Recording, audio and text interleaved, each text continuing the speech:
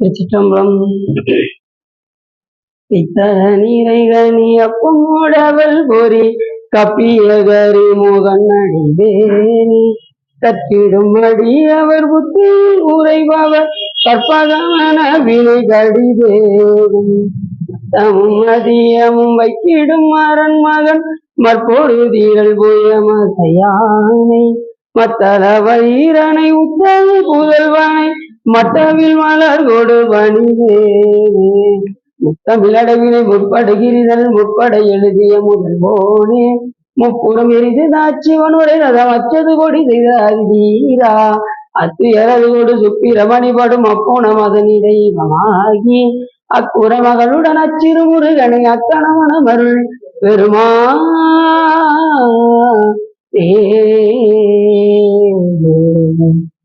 எந்தாயும் எனக்கருள் தந்தையும் நீ சிந்தா குலமானவி தீத்தனையாள் கந்த கதிவேலவனே உமையாள் மைந்தா குமரா மறைநாயகனே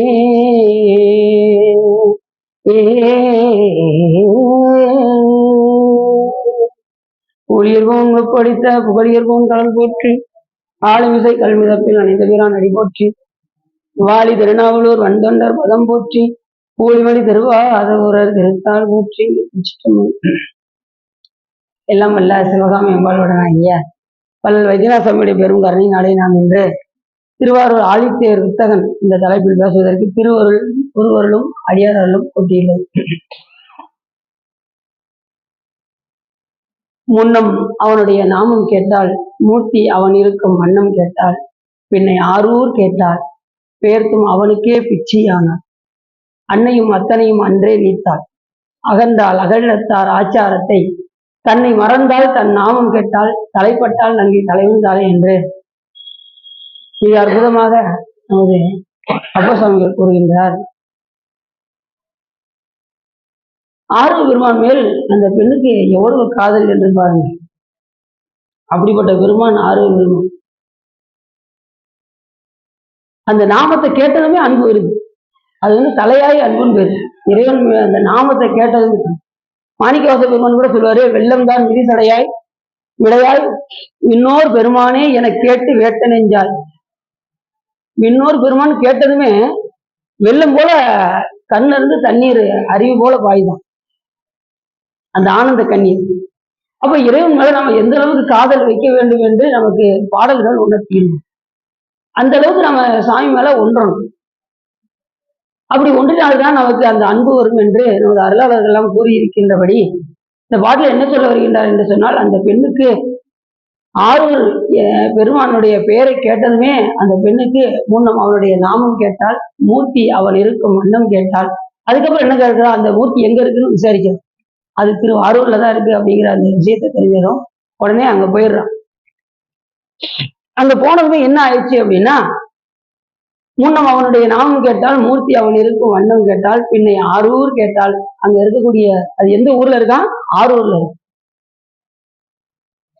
ஆரூர்ல இருக்கான்னு தெரிஞ்சதுமே அந்த பெருமான் மேல முழு அன்பையும் கொடுத்து அனுப்பிச்சிட்டான். ஆரூர் கேட்டால் பெயர்த்தும் அவனுக்கே பிச்சியானார். அத்தனையும் அவ்வளவு அன்பையும் என்னைக்கு இறைவன் அவரை ஆட்கொண்டாலோ அந்த நிமிடத்திலே அந்த பெண் என்ன பண்ணிட்டால், அந்த ஆரூர் பெருமானுக்கு அன்றே இந்த நாவியும் உடலும் உடைமை எல்லாம் குன்றையனையாய் என்னை ஆட்கொண்ட போதே கொண்டிலையோ, இன்றோர் இடையூர் எனக்குண்டோ எந்தோல் முக்கன் எம்மானே, நன்றி செய்வாய் பிழை செய்வாய் நானோ இதற்கு நாயகமே என்று கூறுவதற்கெனங்க உடல் பொருள் ஆவி அத்தனையும் அந்த ஆரூர் பெருமானுக்கே கொடுத்து அன்னையும் அத்தனையும் அன்றே நீத்தாள் அகன்றால் அகலிடத்தார் ஆச்சாரத்தை தன்னை மறந்தால் தன் நாமம் கெட்டால் தலைப்பட்டால் நங்கை தலைவன் தாளே. எவ்வளவு சொல்றாரு பாருங்க. ஏற்கனவே கடைபிடித்துக் கொண்டிருக்கிற அந்த ஆச்சாரம் எல்லாமே இறைவன்கள் ஒன்று போது எல்லாமே விட்டுரும்.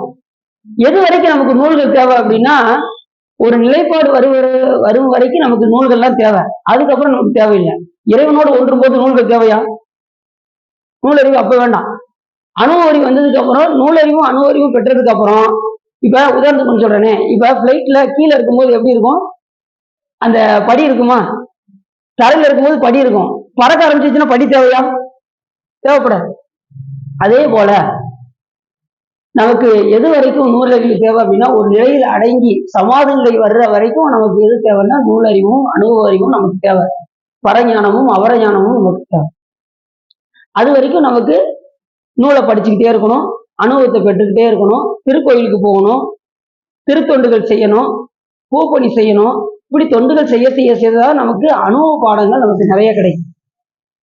அனுபவம் இல்லாம நம்ம என்ன செய்ய முடியாது? இறைவனுடைய அன்பை நாம் பெற முடியாது.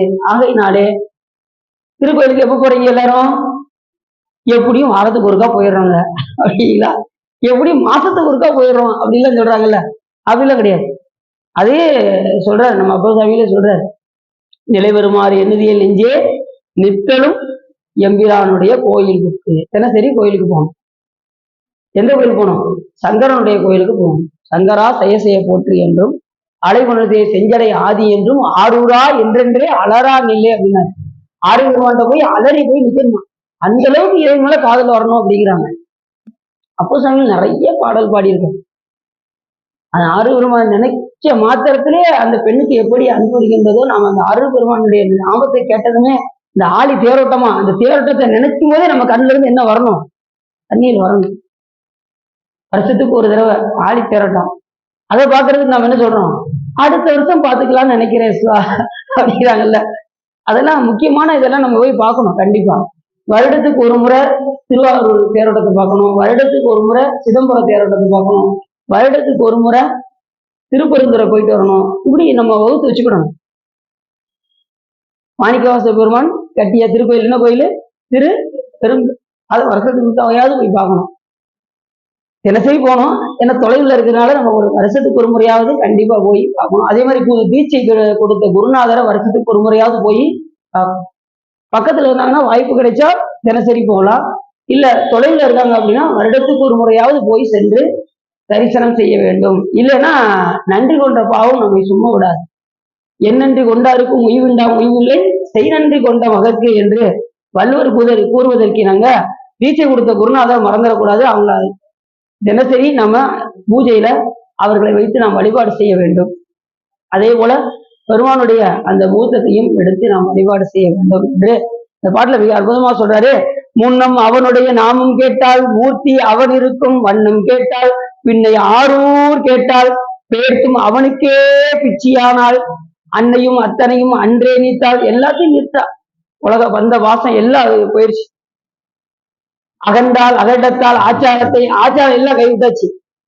எங்க இறைவனோடு ஒன்றதுனால ஆச்சாரம் அவங்க இது வரைக்கும் அனுஷ்டானங்கள் எல்லாம் பண்ணிட்டு இருந்தாங்க பாருங்க. அது எந்த இது வரைக்கும்? இறைவனோடு ஒன்று வரைக்கும். இப்ப ஓங்கி ஒடுங்கி நிலைபெற்ற உத்தமர் உள்ளம் அங்கு நமனும் அங்கு இல்லை இராப்பகல் இல்லை என்று கூட திருமணதேவன் என்ன சொல்றாரு. ஒரு இடத்துல உட்கார்ந்ததுக்கு அப்புறம் கோயிலுக்கு போக முடியாது. அப்ப என்ன செய்வாங்க? ஏற்கனவே பயிற்சி எடுத்த காரணத்தினால, ஏற்கனவே திருக்கோயில போய் பயிற்சி எடுத்த காரணத்தினால, ஏற்கனவே பூஜை செய்த அந்த பயிற்சி எடுத்த காரணத்தினால, ஏற்கனவே அனுஷ்டானம் பண்ணி அந்த ட்ரைனிங் எடுத்திருப்பாங்க பாருங்க, அதெல்லாம் மனதில் வைத்து அவர்கள் உள்ளுக்குள் வைத்து பூஜை செய்வாங்க. அப்ப வெளியே எங்கேயும் போக மாட்டாங்க. அப்ப உள்ளமே அவங்களுக்கு என்னதாயிரும்? உள்ளம் பெருங்கோயில், ஊன் உடம்பு ஆலயமாயிரும், வள்ளல் பிரானாருக்கு வாய் கோபுர வாசல் ஆயிரும், தெல்ல தெளிந்தாருக்கு ஜீவனே அவர்களுக்கு சிவலிங்கமாக ஆயிடும். நிறைய பேர் என்ன பண்றாங்க? இத மனசுல வச்சுக்கிட்டு கோயிலுக்கு போறதே கிடையாது. உள்ளமே கோயில், உடம்பே ஆலயம், நான் எதுக்கு கோயிலுக்கு போகணும் அப்படின்னு இந்த இதோடு பாட்டிடுறாங்க. அதுக்கடுத்து 2 வழியை யாரும் விட்டுறாங்க, போக மாட்டேங்கிறாங்க. அப்படி அல்லாமல் நாம் என்ன செய்ய வேண்டும் என்றால், முடிந்த அளவுக்கு என்ன செய்யணும்? சாமியோடு ஒன்றுவதற்கான வாய்ப்பை நாம் தேடிக்கொள்ள வேண்டும். அப்படின்னு அந்த பாட்டு மிக அற்புதமாக ஆறு பெருமான் மேல அந்த பெண் மிகுந்த காதல் கொண்டு அந்த பேரை கேட்டதுமே அவருக்கு முழு அன்பு வந்து விட்டது. ஏன்னா ஏற்கனவே பயிற்சி எடுத்த காரணத்தினால அந்த பெண்ணுக்கு முழு அன்பும் வந்து. அகந்தால் அகடத்தால் ஆச்சாரத்தை தன்னை மறந்தால், அவ தன்னை மறந்துட்டா. இறைவனோடு ஒன்றுனால தன்னை மறந்துட்டா. 2வது என்னாச்சு? தன் நாமம் கெட்டாள், பேரு மறந்து போச்சு. ஏமா உங்க பேர் என்ன வருமா அப்படின்னா நம்ம என்ன சொல்றோம்? கரெக்டா, என் பேரு குப்புசாமிங்க, என் பேரு கந்தசாமிங்க, என் பேரு கந்தமாளுங்க அப்படின்னு நம்ம பேரை என்ன சொல்றோம்? நம்ம பேர் நமக்கு ஞாபகம் இருக்கு. ஆனா இறைவனோடு ஒன்று போய் நீங்க கேட்டீங்கன்னா, என் பேரா எனக்கு தெரியலைங்களே அப்படிமா. இறைவனோடு ஒன்றுனவங்கிட்ட நீங்க போய் கேட்டீங்கன்னா அவங்க பேரே அவங்களுக்கு மறந்து. ஏன்னா அந்த அளவுக்கு இறைவனோடு ஒன்றுகின்ற காரணத்தினால அவர்களுக்கு எதுல ஒன்றாது? பேர்ல ஒன்றாது. இறைவன் மேல ஒன்றுனதுக்கு அப்புறம் பேர் எல்லாத்தையும் மறந்துடுவாங்க. பின்னை ஆரூர் கேட்டால் பெயர்த்தும் அவனுக்கே பிச்சியானால் அன்னையும் அத்தனையும் அன்றே நீத்தால் அகன்றால் அகலிடத்தார் ஆச்சாரத்தை தன்னை மறந்தால் தன் நாமும் கெட்டால் தலைப்பட்டால் அங்கை தலைவந்தாலே பெருமானுடைய திருவடியே எண்ணி எண்ணி என்ன பண்ணா? பெருமானுடைய திருவடியே எண்ணி எண்ணி தலைப்பட்டால் நங்கை தலைவந்தாலே. தாடலை பெரு தாழ் தலை என்பது தாடலை என்று பெயர். பெருமானுடைய திருவடி நம்முடைய தலைமையில் பட்டால் தாடலை என்று பெயர். தலைப்பட்டால் நங்கை தலைவந்தாலே தலைவனுடைய தாளாகிய திருவடி இந்த பெண்ணின் மேல் பட்ட காரணத்தினால் அதற்கு தாடலை என்று கூறுவார்கள். அப்படி இந்த பெருமான் மேல் ஆரூர் பெருமான் மேல் இந்த பெண் எப்படி அன்பு வைத்தாலே அதே போல் நாம் என்ன செய்ய வேண்டும் என்று சொன்னால் அந்த பெருமான் மேல் நாம் பற்று கொண்டு இருந்தால் இந்த பிறவியை நாம் நீத்து விடலாம் என்று எல்லா அருளாளர்களுமே சொல்லுகின்ற ஒரு கருத்து. இப்ப ஆரூர் பெருமான் எப்படி வந்தார்? திருவாரூர்னா என்ன முதல்ல சிறப்பு அதை சொல்லிடுவோம். திருவாரூர்னா என்ன யாருக்காவது தெரியுமா? திரு ஆரூர். முதல்ல ஆரூர்னா என்ன தெரிஞ்சுக்கோங்க. ஆரூர் என்றால் ஆத்தி மரங்கள் அதிகமாக இருந்த காரணத்தினால் அதுக்கு ஆரூர் என்று பெயர். ஆத்தி மரங்கள். ஆத்தி மரத்தின் அடியில தான் நமது சண்டீச நாயனார் பூஜை பண்ணாரு. கேள்விப்பட்டிருக்கீங்களா? ரெண்டாவது அவை பாட்டி ஆத்தி சூடி அறம் செய்ய விரும்புகிறாங்களா? அந்த ஆத்தி மலையை யாரு சூடியிருப்பான்? சிவபெருமான். முதல்ல சிவபெருமானை வணங்கிட்டு தான் ஆத்தி சூடி அறம் செய்ய விரும்பு அப்படின்னு பாடுறாங்க. இது வரைக்கும் எங்களுக்கு தெரியல. ஆத்தி சூடினா யாரு சொல்லியிருக்கா? அப்படி இந்த ஆத்தி மரங்கள் அதிகமாக இருந்த காரணத்தினாலும் இரண்டாவது திருமகளாகிய லட்சுமி தேவி வந்து பூஜித்த காரணத்தினால் திருமகள் வைத்தியநகர் திருமகள் திருநா யாரு? செல்வத்துக்கு அதிபதியாக வரக்கூடிய லட்சுமி தேவி. லட்சுமி தேவி வந்து இங்கு பூஜித்து பேறு பெற்ற தலம் திருவாரூர் என்று பெயர். இரண்டாவது இந்த திருவாரூர் தியாகராஜ பெருமான். எல்லாருக்கும் திருவாரூர்னாலே என்ன பேர் வரும்? தியாகராஜன் தான் யாவரும். அங்க மூலட்டணேஸ்வரன் ஒருத்தர் இருக்காரு. யாருக்காவது தெரியுமா? தியாகராஜ பெருமான் வேற, மூலட்டானேஸ்வரர் வேற. மூலட்டானேஸ்வரர் சிவலிங்கம். தியாகராஜ பெருமான் வந்து ஆரம்பத்தில் நீங்க பாத்தீங்கன்னா அந்த திருப்பார்கடலை எல்லாரும் கடைந்தார்கள். திருப்பார்கடலை கடையும் போது வால் பகுதியை தேவர்களும் தலைப்பகுதியை அசுரர்களும் அந்த திருப்பார்கடலை கடைந்தார்கள். எதுக்காக கடைஞ்சாங்க அப்படின்னா சாவாம இருக்கிறதுக்கு அந்த அமுதத்தை எடுத்து நாம் அதை பருகி நீண்ட நாள் வாழலாம் என்று நினைத்தார்கள். அது ஒவ்வொருத்தவங்களுக்கு என்ன ஆசை, அவங்க தேவர்களுக்கு என்ன ஆசை பாருங்க.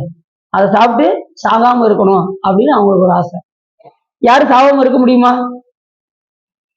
பிறப்பு வந்துச்சுனாலே ஜன்னம் ஒன்று உண்டு என்றில் மரணம் கட்டாயமாக அதுல வந்து எந்த விதமான ஆச்சரியம். அது எந்த பிறவியா இருந்தாலும் சரி, தேவர்களாக இருந்தாலும் சரி, மனிதர்களாக இருந்தாலும் சரி, நீரில் வாழ்வனவாக இருந்தாலும் சரி, நிலத்தில் வாழ்வனவாக இருந்தாலும் சரி, தாவரங்களாக இருந்தாலும் சரி, விலங்குகளாக இருந்தாலும் சரி, எந்த பிறவியை எடுத்தாலும் கண்டிப்பாக என்ன உண்டு? ஜனனம் உண்டு, மரணம் கட்டாயமாக உண்டு. சிவபெருமான் ஒருவரை தவிர மற்ற எல்லாருக்குமே பிறப்பு இறப்பு உண்டு. மற்ற தெய்வங்களுக்கே உண்டுன்னா என்ன சொல்லுங்க போகும். யாதொரு தெய்வம் கொண்டு அத்தெய்வம் ஆகிய அங்கே மாது ஒரு பாகனால் தான் வருவார். மற்ற தெய்வங்கள் யாவும் பிறக்கும், ஏற்கும், வேதனைப்படும், மேல்வினையும் செய்யும். மற்ற தெய்வத்துக்கே உண்டுன்னா நம்ம மற்றவங்களை சொல்ல வேண்டிய தேவையில்லை. அப்படி எல்லா பேருக்கும் மூல காரணமாக விளங்கக்கூடியவர் சிவபெருமான். அவர் ஒருத்தருக்கு தான் பிறப்பு இறப்பு இல்லாதவர். அப்படிப்பட்ட பிறப்பு இறப்பு இல்லாத பெருமானாக விளங்கக்கூடிய சிவபெருமான் அந்த திருப்பார்கடலிலே வால்பகுதியை தேவர்களும் தலைப்பகுதியை அசுரர்களும் கடைந்து கொண்டிருந்தார்கள். அதுல கேப்டன் யார் தெரியுமா உங்களுக்கு? அடியில ஆம வடிவமா போய் திருமால் போய் அதை தாங்கினாங்க. அப்பொழுது அவருக்கு ஒரு எண்ணம் வந்தது, பாரு இந்த அமிர்தத்தை நம்மளாலதான் அவங்க வாங்க போறாங்க தேவர்கள் அப்படின்னு நினைச்சார். சாமி என்ன பண்ணாரு தெரியுமா? நேரம் அந்த ஆமையை போய் அப்படி திரும்பி போட்டார். ஆமையை திரும்பி போட்டா என்ன ஆகும்? ஒரு வேலையும் செய்யாது. அவர் ஆணத்தை அப்ப அடக்கினாரு. ரெண்டாவது அதுக்கப்புறம் அவரு சிவபூஜை செய்து மேன்மை அடைந்தார்ல வரலாறு வருது. இப்ப ரெண்டு பேரும் இப்படி கடைஞ்சாங்க பாருங்க. அந்த கடல்ல இருந்து என்ன வந்துச்சு அப்படின்னா, கடல்ல இருந்து ஒரு நஞ்சு வந்தது. தலைப்பகுதியை பிடிச்சது யாருன்னு சொன்னேன், அசுரர்கள் பிடிச்சாங்க. அசுரர்கள் பிடி எப்படி இருக்கும்? தேவர்கள் மென்மையா இருப்பாங்க, அசுரர்கள் கடினமா இருப்பாங்க. அவங்க அவங்க அவங்க பிடிச்ச பிடியில என்ன ஆயிடுச்சுன்னா, அந்த பாம்புல இருந்து ஒரு விஷம் வந்து, இந்த கடல்ல இருந்து ஒரு ஆழம், அந்த பாம்புல இருந்து ஒரு ஆழம், ஆழகால விஷம் துரத்தியது. அத்தனை பேரும் தேவர்கள் எல்லாம் அஞ்சு சிவபெருமானிடம் ஓடினார்கள். அந்த கைலாய மலையை நோக்கி ஓடினார்கள். அதுல முன்னாடி ஓடினது யாரு தெரியுமா? முதலா பிரம்ம ஓடினாரு. அவருக்கு பின்னாடி விஷ்ணு போனாரு. அதுக்கு பின்னாடி 33 கோடி தேவர்களும் போனாங்க. அந்த கூட்டத்துல ஒரு ஆள் இல்லை. யாரும் சொல்லுங்க பார்ப்போம். சிவபெருமான் அந்த கூட்டத்துல இல்ல. அப்ப எல்லாரும் எங்க நோக்கி போயிருப்பாங்க? சிவபெருமான் நோக்கி போனாங்க. போனவங்க உடனே கைலாய மலைக்கு உள்ள போனாங்க. கடல் உள்ள வர முடியாது. சிவபெருமானுடைய அனுமதி இல்லாம யாரும் என்ன செய்ய முடியாது, கைலாய மலைக்கு உள்ள வர முடியாது. அப்படி இருக்கும் பட்சத்துல சாமிகிட்ட எல்லாரும் வந்து பெருமானே அப்படின்னு ஓடினாங்க. உடனே இப்ப ஏன் பையன் ஏன் இவ்வளவு அவசரமா ஓடியாரு என்ன அப்படின்னு, பெருமானே ஆழகால விஷமங்களை துரத்துகின்றது அப்படின்றது. உடனே சாமி பார்த்தாரு. பக்கத்துல இருக்கக்கூடிய சுந்தரம் சாமிகள் அப்படி பார்த்தாரு. அவர் அப்படி அத்தனை இதே நாவல் பழம் போல திரட்டி, கடல் நஞ்சை பூரா எத்தனை ஒரு சின்ன நாவல் பழமா திரட்டி கொண்டு வந்துட்டார்.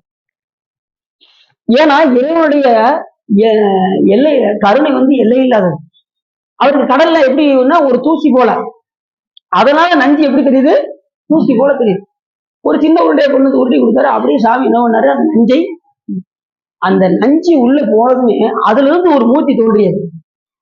நஞ்சு போனதும் அவர் தான் தியாகராஜ பெருமான். இந்த எல்லா உயிர்களையும் காக்க வேண்டி, அண்ட சராசரங்களை எல்லாம் காக்க வேண்டி பெருமான் கொண்டு வந்த அந்த சுயம்பு மூர்த்தி தான் தியாகராஜ பெருமான். எல்லாருக்காகவும் எல்லா உயிருக்காகவும் தியாகம் பண்ணியிருக்காருல்ல. நஞ்சு சாப்பிட்டாலும் சாப்பிடலையா? தொண்டையில நிப்பாட்டினாரு. ஏன்னா உள்ள போயிருச்சுன்னு வச்சுக்கோங்க, உள்ள போயிட்டாலும் சிக்கல், வெளியில வந்துட்டாலும் சிக்கல். வெளியில வந்தா தேவரச இறந்துருவாங்க. உள்ள போனா அத்தனை உயிரும் என்ன ஆயிரும்? மதுரையும் முழு உயிருக்குள்ள போயிடும். அப்ப எல்லா உயிர்களையும் காக்கும் பொருட்டு, அண்ட சராசரங்களை எல்லாம் காக்கும் பொருட்டு சிவபெருமான் என்ன பண்ணாரு? நஞ்சை உண்டு கண்டத்தில் அடக்கினார். அப்படி கண்டத்தில் அடக்கினால சாமிக்கு நீலகண்டன் என்று பெயர். சாமிக்கு என்ன பேரு? நீலகண்டன். அந்த மூர்த்திக்கு பேர் என்ன பேரு? சுயம்பு மூர்த்தியாக தோன்றிய அந்த மூர்த்தத்துக்கு தியாகராஜர் என்று பெயர். எல்லா உயிருக்காகவும் தியாகம் செய்த காரணத்தினால் பெருமானுக்கு தியாகேசர் என்றும் தியாகராஜர் என்றும் வீதி விடங்கர் என்றும், அதுக்கப்புறம் திருவாரூருக்கு வந்ததுக்கு அப்புறம் தான் சாமிக்கு வீதி விடங்கன்னு பேர். இப்படி பல அம்சத்தை கொண்டு அந்த மூர்த்தம் வந்து அப்படி ஒரு மூர்த்தம். அதை முதல்ல யாரு பூசிக்கிறா அப்படின்னா, திருமால் அந்த மூர்த்தத்தை எடுத்து பூசிக்கின்றார். அந்த தியாகராஜ பெருமானுடைய அந்த மூர்த்தத்தை முதல்ல பூசித்தவர் யாரு அப்படின்னா யாரு? திருமால். அப்படி திருமால் பூசித்துக் கொண்டிருக்கும் போது இந்திரன் அதை என்ன செஞ்சான்? பெருமானே எனக்கு அது வேணும் அப்படின்னு சொல்லி திருமால்கிட்ட இருந்து அந்த மூர்த்தத்தை வாங்கி வாங்கி பூசை பண்ணிட்டு இருந்தார். எப்பயுமே மார்புல வச்சு தியாகராஜ பெருமான பூசித்துக் கொண்டிருப்பவர் திருமால். அவர்கிட்ட இருந்து யார் வாங்கிட்டாரு? இந்திரன் வாங்கி நான் பூசிக்கிறேன் அப்படின்னு சொல்லி அவர் வாங்கி, இப்படி அவர் பூஜித்துக் கொண்டிருக்கும் போது கொஞ்சம் வெந்நீர் இருக்கா சார்? வெந்நீர் இருக்கா? சரி. இல்ல கொடுங்க கொடுங்க கொடுங்க.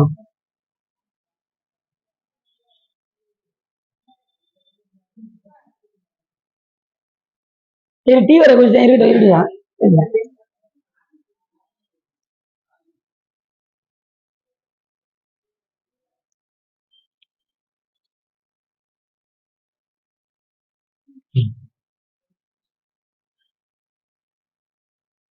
இப்படி வச்சிருக்கேன்.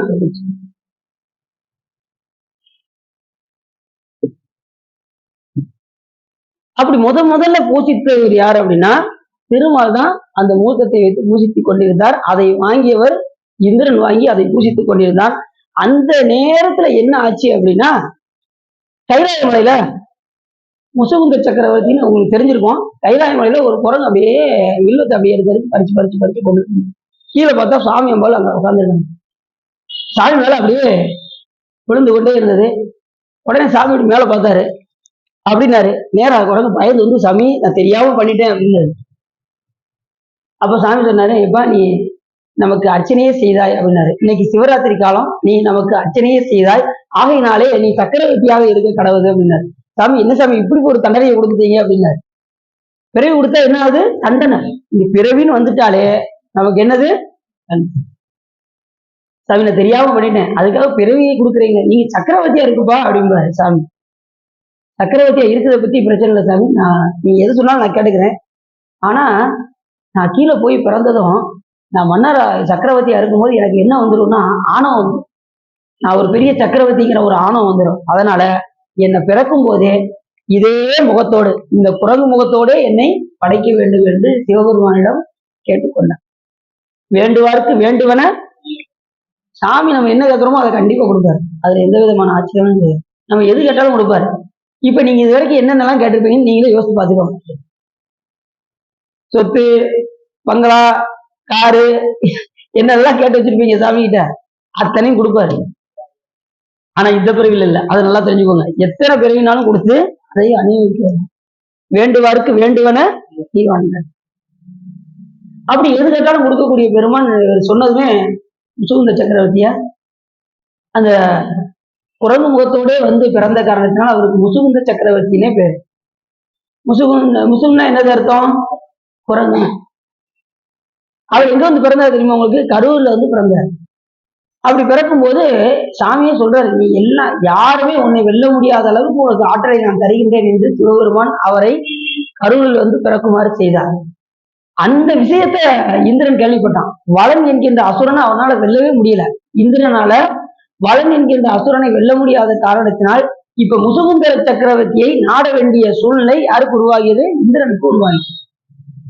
இந்திரன் வந்து நேர என்ன பண்ணா, முசுகுந்த சக்கரவர்த்தியே, இந்த வளன் என்கின்ற அசுரனை நீ வென்றால் நீ என்ன கேட்டாலும் நான் கொடுக்குறேன் அப்படின்னா, அதுங்கதான் சிக்கலே ஆரம்பிக்கும். இருக்கிறத கொடுக்குறேன்னு சொன்னா பிரச்சனை இல்லை, நீ எது கேட்டாலும் கொடுக்கேன்னு சொன்னா பாருங்க, இவர் அங்க வந்து மெயின் பாயிண்டா பிடிச்சிக்கிட்டார். யாரு? முசுகுந்த சக்கரவர்த்தி. அந்த வளன் என்கின்ற அசுரனை வீழ்த்தி தேவர்களுக்கு வாழ்வு கொடுத்தார் முசுகுந்த சக்கரவர்த்தி. அப்படி கொடுத்த காரணத்தினால் நேரம் வந்தாரு. எப்ப நீ கேட்கறது கொடுக்கன்னு சொன்ன அப்படின்னாரு. ஆமா நான் சொன்னேன், எது வேணாலும் கேளுங்க நான் தாரேன் அப்படின்னாரு இந்திரன். அவர் நேரம் போனது, நீ பூசித்துக் கொண்டிருந்த தியாகராஜ பெருமானை அடியனுக்கு தந்திரல வேண்டும் அப்படின்னு கேட்டார்.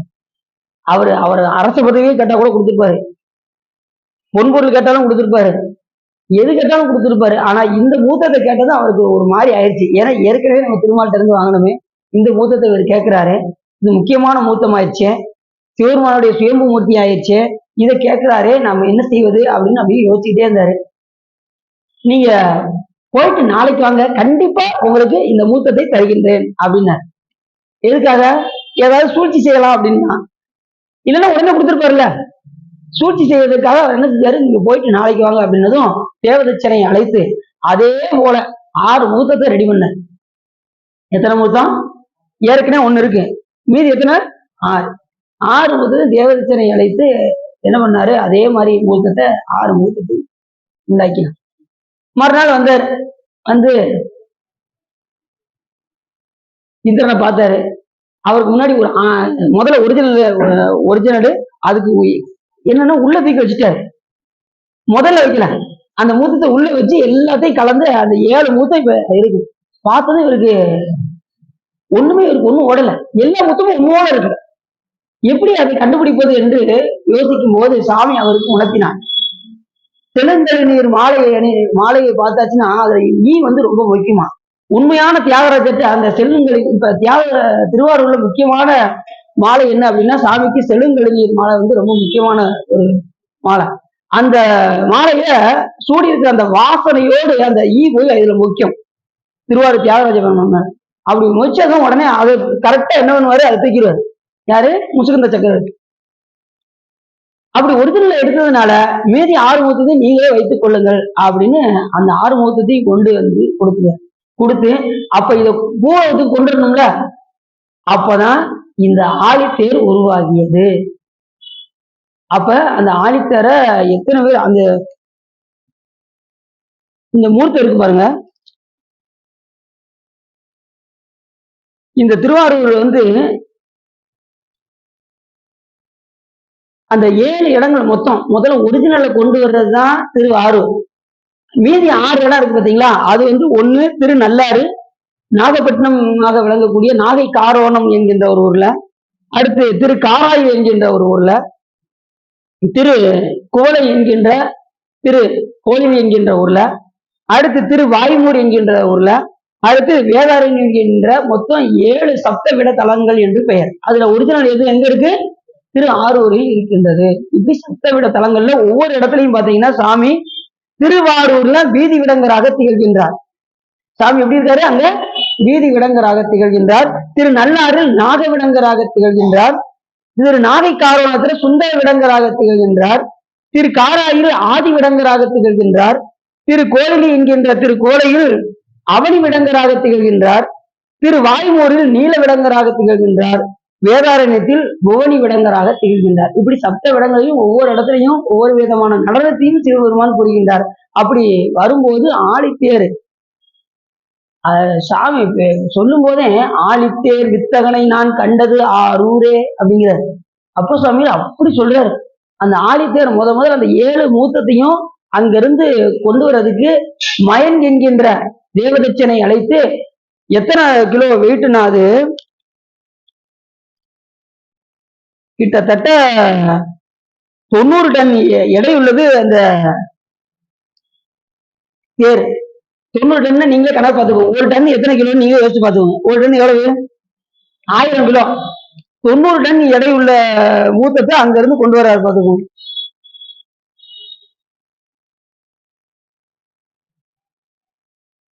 தொண்ணூறு டன் எடை. அது மாதிரி 9 லட்சம் கிலோ. 9 லட்சம் கிலோன்னா நீங்க அதான் கரெக்டா அந்த 90 டன் எடை உள்ள அந்த தேர் அங்க இருந்து தேவதச்சன் அதாவது மயன் என்கின்றவரால செய்யப்பட்டு அந்த ஆழித்தேர் அந்த 7 முகூர்த்தத்தையும் வைத்து அங்கிருந்து சாமி என்ன பண்றாரு? அங்க அதுக்கு முன்னாடி இது தேருக்கு முன்னாடி என்ன இருக்கும்? குதிரை இருக்கு. அந்த குதிரை யாருன்னா அட்டத்திக்கு பாலர்களே குதிரையாக இருந்தாங்க. அந்த குதிரை யாரு இருந்தா அட்டத்திக்கு பாலர்கள் யார் யாரு தெரியுமா உங்களுக்கு? கிழக்க இந்திரதேவன், அக்கினிதேவன், யமதேவன், நிருதிதேவன், வருணதேவன், வாயுதேவன், குபேரதேவன் என்கின்ற 8 திக்கிலும் ஒவ்வொரு அதிதெய்வங்களும் உண்டு. அந்த அதிதெய்வங்கள் தான் நம்ம அட்டத்திக்கு பாலர்கள் என்று நாம் அழைக்கின்றோம். அவர்களே குதிரையாக இருந்தார்கள். அந்த ஆதித்தேருக்கு யாரு குதிரையா இருந்தா? இந்த அட்டத்திக்கு பாலர்கள். அந்த காலத்துல இப்ப 4 தான் இருக்கு. இப்ப 8 எல்லாம் இல்ல. காலப்போக்கில் எல்லாமே கொஞ்சம் சுருங்கிருச்சு. ஏன்னா அங்கிருந்து வரும்போது அவ்வளவு எடையோட அங்கிருந்து செய்யப்பட்டு திருவாரூர் தியாகராஜ பெருமானை அங்கிருந்து முதல்ல எப்படி வர்றாரு சாமி? தியாகராஜரா தான் வர்றாரு. இன்னும் திருவாரூருக்கு அவர் வரவே இல்லை. எங்க இருந்து வர்றாரு? விண்ணுலகத்துல இருந்து வர்றாரு சாமி. வரும்போது முதல்ல அந்த எடையோடு எல்லா மூத்தத்தையும் அந்த அட்டத்துக்கு பாடல்களோடு வரும்போது அந்த அட்டத்துக்கு அடித்தட்டுல காலதேவன் இருந்தானா. அவன் பிரம்மதேவன் அவன் பாவித்தே இருந்தாராம். விஷ்ணு அவர் வணங்கிட்டே வந்தாராம். எங்க தியாகராஜ பெருமான விஷ்ணு வணங்கிட்டே வந்தாராம். ஆழித்தேர்ல கொண்டு வரும்போது விண்ணுலகத்துல இருந்து கீழே வரும்போது விஷ்ணு வணங்கிட்டே வர அடித்தட்டுல காலதேவன் இருக்க, அப்புறம் 9 லட்சம் கிலோவும் 90 டன் எடையும் உள்ள அந்த ஆழித்தேரானது பூலோகத்துக்கு முதல் எடுத்ததுமே திருவாரூருக்கு வரலையாம். முதல்ல நல்லூர்ல தான் போயிருந்ததாம் அந்த தேர். அங்க போய் வச்சு அங்க பஞ்சவர்ணேஸ்வரர் இருக்காரு, பாத்திருக்கீங்களா? நல்லூருக்கு போயிருக்கீங்களா? போனது இல்லையா? நல்லூருக்கு போயிருக்கீங்களா? என்னமோ இப்ப நீங்க சொல்லும் போதாங்க எங்களுக்கு தெரியுது. அங்க நல்லூர்லதான் அப்போ சாமிகளுக்கு திருவடி சூட்டின இடம். நம்ம பட்டீச்சரத்துல கேட்கிறாரு, சாமி உன்னுடைய திருவடியை அடியனுக்கு சூட்ட வேண்டும் அப்படின்னதும் உடனே எப்பா நீ நல்லூருக்கு வாப்பா அப்படின்ட்டு. என்ன காரணம்னா அந்த இடைப்பட்ட கேப்ல அவருடைய வினைப்பயனை கழிப்பதற்காக சாமி என்ன பண்ணாரு? நல்லூருக்கு வா அப்படின்னு. அப்படி நல்லூருக்கு அந்த 10 கிலோமீட்டர் நடந்து போனாரு. சாமி என்ன பண்ணாராம்? இந்த குழந்தைய காலையில போய் ஸ்கூல்ல விட்டுட்டா சாயங்காலம் போய் கூப்பிட்டா எப்படி கூப்பிடுவோம்? ஒவ்வொரு முகத்தையா பார்ப்போம். நம்ம பிள்ளை முகம் எங்கடா வருதுன்னு பார்த்து உடனே நம்ம பிள்ளை உடனே கட்டி அணைச்சு தூக்குவோம் பாருங்க. அது போல சாமி பார்த்துட்டே இருந்தாராம். ஒவ்வொருத்தரா போய்கிட்டே இருந்தாங்க. கடைசி எப்படா அப்புறம் சாமி அதாவது திருநாவுக்கரசர் வருவார்னு எதிர்பார்த்துட்டே இருந்தாராம். வந்தது 2 திருவடியும் தூக்கி சாமி தலையில வச்சிட்டார். நான் இந்த அணைய திருவடி என் தலைமையில் வைத்தார் நல்லூர் எம் பெருமானார் நல்லவாறு. அது எப்படி வச்சாராம்? நல்லவாறே வச்சாராம் திருவடிய. எத்தனை இடத்துல சாமி திருவடி சுட்டிருக்காரு. மாணிக்கவாச பெருமானுக்கு திருவடி சூட்டின இடம் தெரியுமா உங்களுக்கு? திருக்கழுக்குன்றம் கேள்விப்படுத்தீங்களா? அந்த பாட்டுல இப்ப சொல்றேன், கணக்கில்லா திருக்கோலம் நீ காட்டினாய் கழுக்குண்டிலே அப்படின்னு 2 திருவடி வைத்த இடம். அதுவும் எப்ப கணக்கில்லா திருக்கோலத்தை காமிக்கிறாருன்னு சொல்றாரு மாணிக்கவாச பெருமான். என்னைக்கு நம்ம வினை ஒத்த பின், என் வினை ஒத்த பின் கணக்கில்லா திருக்கோலம் நீ காட்டினாய் கழுக்குண்டிலே. எப்ப நமக்கு வினை ஒத்து போவோம்? இன்பம் துன்பத்தையும் நல்லதும் கெட்டதையும் என்னைக்கு நாம் ஒரே போல் பார்க்கின்ற தன்மை நமக்கு வருதோ அப்ப இறைவனுடைய காட்சி நமக்கு கிடைக்கும். இல்லைன்னா கிடைக்கவே கிடைக்காது. நல்வினையும் தீவினையும் என்னைக்கும் ஒரே போல் பார்க்கக்கூடிய, அதாவது இருவினை ஒப்பு என்று பெயர். சித்தாந்தம் என்ன சொல்லுவாங்க? இருவினை ஒப்பு. நல்வினையும் தீவினையும் ஒரே போல் பார்க்கக்கூடிய தன்மை. இப்ப நமக்கு ஒரு துன்பம் வந்துருச்சுன்னு வச்சுக்கோங்க, ஓன்னு அலைய உட்கார்ந்துடுறோம். ஒரு இன்பம் வந்துருச்சுன்னு வச்சுக்கோங்க, ரொம்ப உச்சத்துக்கு போயிடுறோம். அதையும் பாத்தீங்கன்னா இந்த பொருட்காட்சிக்கு போனோம்னு வச்சுக்கோங்களேன், அவங்க படுற சந்தோஷத்துக்கு அளவே இல்லை. அந்த ராட்டினத்துல ஆடும்போது அந்த மகிழ்ச்சிக்கு அளவு இல்லாம போயிருக்கு. ஏன்னா அடிபட்டுச்சுன்னா ஒரு அடியா துன்பமாகி அப்படியே உட்காந்துறாங்க. அப்படி இல்லாமல் நல்லது வந்தாலும் இறைவன் தர வந்தது, தீயது வந்தாலும் இறைவன் தர வந்தது. ஏதோ நாம் பிறருக்கு தீவினை செய்திருக்கின்றோம், அதனால் நமக்கு வருகின்றது என்கின்ற தன்மையோடு ஒப்பு நோக்குதல் அப்படி வந்துருச்சுன்னா நமக்கு இறைவனுடைய காட்சி நமக்கு கிடைக்க ஆரம்பிச்சிடும்.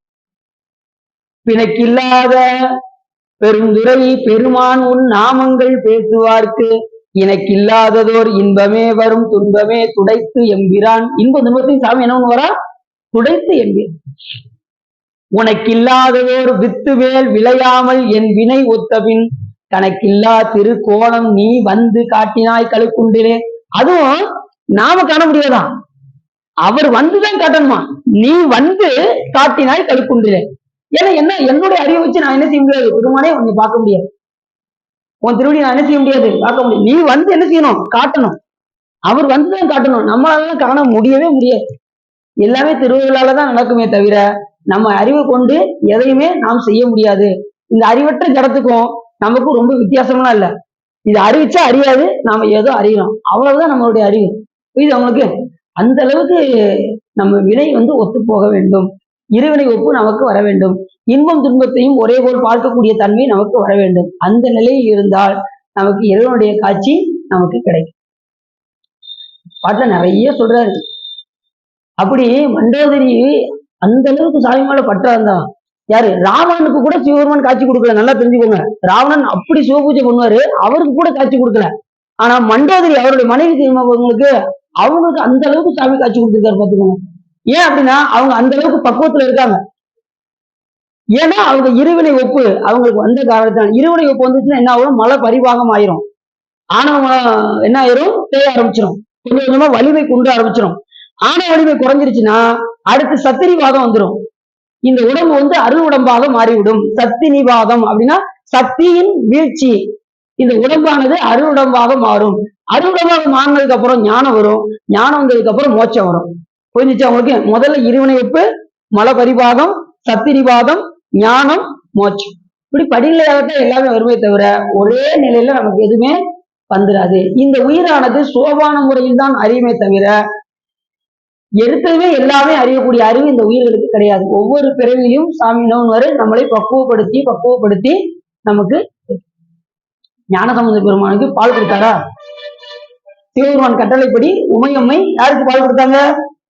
ஞானசம்பந்த பெருமானுக்கு பால் கொடுத்தாங்க. இப்ப நம்மளாம் எல்லாம் உயிர் தானே, நமக்கு பால் கொடுத்துருக்கலாம்ல, ஏன் நமக்கு கொடுக்கல? நமக்கு தவம் இல்ல. அவர் என்ன செஞ்சிருக்காரு? தவம் செஞ்சிருக்காரு. பாட்டுல சொல்றாரு, ஏடுடைய மலராமுனினால் பணிந்து ஏற்ற அருள் செய்த வீடு உடைய பிரமாபுரம் மேவிய பெருமாள் பண்டை பிறவில சிவபெருமானை மலரினால் அர்ச்சித்த காரணத்தினால் சிவபெருமான் இந்த பிறவில அவருக்கு என்ன கொடுத்திருக்காரு? ஞானப்பாலை கொடுத்திருக்காரு. நம்மளும் செஞ்சிருந்தா, பல பிறவில செஞ்சிருந்தா வந்திருக்கோம், நம்ம செய்யல. சரி, இந்த பிறவியாவது செஞ்சு வச்சா அடுத்த பிறகு வருமா வராதான்? கட்டாயம். அந்த அளவுக்கு நம்ம பழகணும், ட்ரைனிங் எடுக்கணும், நல்லா திருத்தொண்டு செஞ்சுக்கிட்டே இருக்கணும். அந்த அளவுக்கு இறைவன் மேல் நமக்கு காதல் வரணும். இறைவன் மேல காதல் வந்துருச்சுன்னா இந்த இருவினை ஒப்பு, மலபரிபாகம் அதெல்லாம் சாமி பார்த்துக்காரு. நீங்க இருவினை ஒப்பு நமக்கு ஒண்ணு வரலையே, எப்பதான் வரும் அப்படின்னு நீங்க எதிர்பார்த்துக்கிட்டுலாம் இருக்க வேண்டாம். நீ இறைவன் மேல அன்பு செலுத்தியாச்சுன்னா எல்லாமே ஆட்டோமேட்டிக்கா வந்துகிட்டே இருக்கும். நீங்க கவலையே படணும். அது சிவா சொற்பொழிவுல சொன்னாரே, இருவினை ஒப்பு நமக்கு எப்ப வரும், அதே எடுத்துக்கிட்டு கூடாது, வெயிட் பண்ணிக்கிட்டு இருக்க வேண்டாம். இறைவன் மேல் அன்பு வந்ததுன்னா மற்றதெல்லாம் தானா வந்துவிடும். அப்படி மூத்தம் அப்படி வரும்போது துப்பை தோரணங்கள்லாம் அந்த தேர்ல இப்ப எப்படி இந்த இதெல்லாம் இந்த யானைக்கால்னு சொல்லுவாங்க பாத்திருக்கீங்களா? அந்த ஆழி தேர்ல தொங்கி விட்டுற அந்த யானைக்கால் குஞ்சமா இருக்கு பாத்திருக்கீங்களா? அது அப்பயே உண்டு. அப்பயே ஆழித்தேர் அங்க பூமிக்கு வரும்போது அந்த தொப்பை தோரணங்கள்னு பேரு, அது யானைக்கால்னு சொல்லுவாங்க. அதை வச்சு 70 சிவ வாக்கியத்தோட அங்க வந்துதான், வாக்கியத்தோட அங்க இருந்து வந்துதான் ஆழித்தேர். 70 வகையான வாத்தியம். இப்ப நமக்கு தெரிஞ்சது பஞ்சவாத்தியங்கள் மட்டும்தான் தெரியும். ஆனா 70 வகையான வாத்தியத்தோடு அங்கிருந்து வந்திருக்குன்னா அப்ப எவ்வளவு பெரிய சிறப்பு உடையதுன்னு பாத்துக்கோங்க. அடுத்து 2000 தேவ மலர்களோடு அந்த தேர் வரும்போது எப்படி இருந்துச்சா, 2000 தேவ மலர்களோடு. நமக்கு இங்க தெரிஞ்ச பூவுல எத்தனை பூ தெரியும்? ஒரு 10, 15 பூ தான் தெரியும். கூடுனா ஒரு 20, 50 வரைக்கும் தெரியும். 2000 தேவ மலர்களே 2000 மலர்களோடு ஆழித்தேர் வந்ததுன்னா அதனுடைய சிறப்பு நம்ம என்னவென்று சொல்வது? சொல்லுங்க பாப்போம். அப்படி 2000 தேவ மலர்களோடும் 70 சிவ வாத்தியங்களோடும் தொப்பை தோரணங்களோடும் யானைக்கால் தோரணங்களோடும் 6 வகையான புண்ணிய தீர்த்தங்களோடும் அங்கிருந்து வருதான். எங்கிருந்து அதை அத்தனையும் சுமந்துக்கிட்டு எது வருது? ஆழித்தேர். 6 சப்த விடங்குகளாக தெரியக்கூடிய 7 தியாகராஜ மூர்த்தியோடு அந்த ஆழித்தேர் வருகின்றது. அது முதல்ல எங்க இருந்ததுன்னு நல்லூர்ல வந்து இருந்தது. அதுக்கப்புறம் எப்ப அங்க இருந்து கிளம்புனது அப்படின்னா பங்குனி உத்திரம் அன்றுதான் அங்க இருந்து கிளம்பி எங்க வருது? திருவாரூருக்கு வருது. அப்படி வரும்போது அப்ப அந்த தேர் வந்து ரத ஸ்தாபன சாஸ்திரம், இந்த தேரை வச்சுதான் ஒவ்வொரு தேருமே செஞ்சாங்களாம். இந்த தேர்ல ரதஸ்தாபன சாஸ்திரம் என்கின்ற நூலே உருவாயிருக்கு. இந்த ஆழித்தேரை வச்சுதான் ரதஸ்தாபன சாஸ்திரம் என்கின்ற நூல் உண்டாகி ஒவ்வொரு தேரும் இந்த முறைப்படிதான் இருக்க வேண்டும் என்கின்ற ஒரு நிலையே எதிலிருந்து வந்ததுன்னா இந்த ஆழித்தேரை வைத்துதான் வந்தது. இதுக்கு தனியா ஒரு நூலே எழுதியிருக்காங்க. ரதஸ்தாபன சாஸ்திரம் என்கின்ற நூல் இந்த தேரை வச்சே வந்திருக்கு. அப்படி முக்கியமான ஒரு தேரு இந்த ஆழித்தேர். ஆழித்தேர்னா வேற ஒண்ணும் கிடையாது. ஆழினா என்ன அர்த்தம் தெரியுமா உங்களுக்கு? அந்த கடல்ல பார்க்கடல்ல வரக்கூடிய அந்த தேவதாரு என்கின்ற அந்த கட்டை இருக்கு பாருங்க, தேவதாரு கட்டை தெரியுமா உங்களுக்கு? அதை எடுத்து செஞ்ச காரணத்தினால் அதுக்கு ஆழி என்பது கடல். அந்த கடல்ல இருக்கக்கூடிய அந்த தேவதாரு கட்டைகளை வைத்து செய்த காரணத்தினால் அதுக்கு ஆழித்தேர் என்று பெயர். புரிஞ்சிச்சா? அப்படி அமைப்புல கட்டப்பட்ட பேர் தான் இந்த ஆழித்தேர் என்று பெயர். அது பூமிக்கு வரும்போது வாத்தியங்களோடு வரும்போது முதலில் நல்லூருக்கு வந்து பிறகு பங்குனி உத்தர நன்னாள் என்று அங்கிருந்து கிளம்பி நேரம் எங்க வருது? திருவாரூருக்கு. அப்படி வரும்போது முசுகுந்த சக்கரவர்த்தி அத்தனை பேர்த்தையும் சொல்லி பொண்ணும் வெள்ளியும் அப்படியே மலர் மாதிரி மலராகவே செஞ்சு பொண்ணுலையும் வெள்ளிலையும் மலராக செய்து அப்படியே தெருவில் அப்படியே தூவி விட்டாங்களாம். அப்ப எப்படி இருக்குன்னு பாத்துக்கோங்க. இப்ப சாதாரண மலர்லாம் கிடையாதான், பொண்ணுலே செய்த பூவு, வெள்ளியில செய்த பூவு, அதை எடுத்து முசுகுந்தர சக்கரவர்த்தி அத்தனை பேருக்கு கட்டளையிட்டு அதை கொண்டு வரும்போது அப்ப எப்படி கொண்டு வந்திருப்பாருன்னு பாத்துக்கோங்க. ஆழித்தேர் அப்ப எப்படி இருந்திருக்குன்னு பாருங்க. இப்ப சாதாரண மலரை போடுறது கூட என்ன செய்யறாங்க?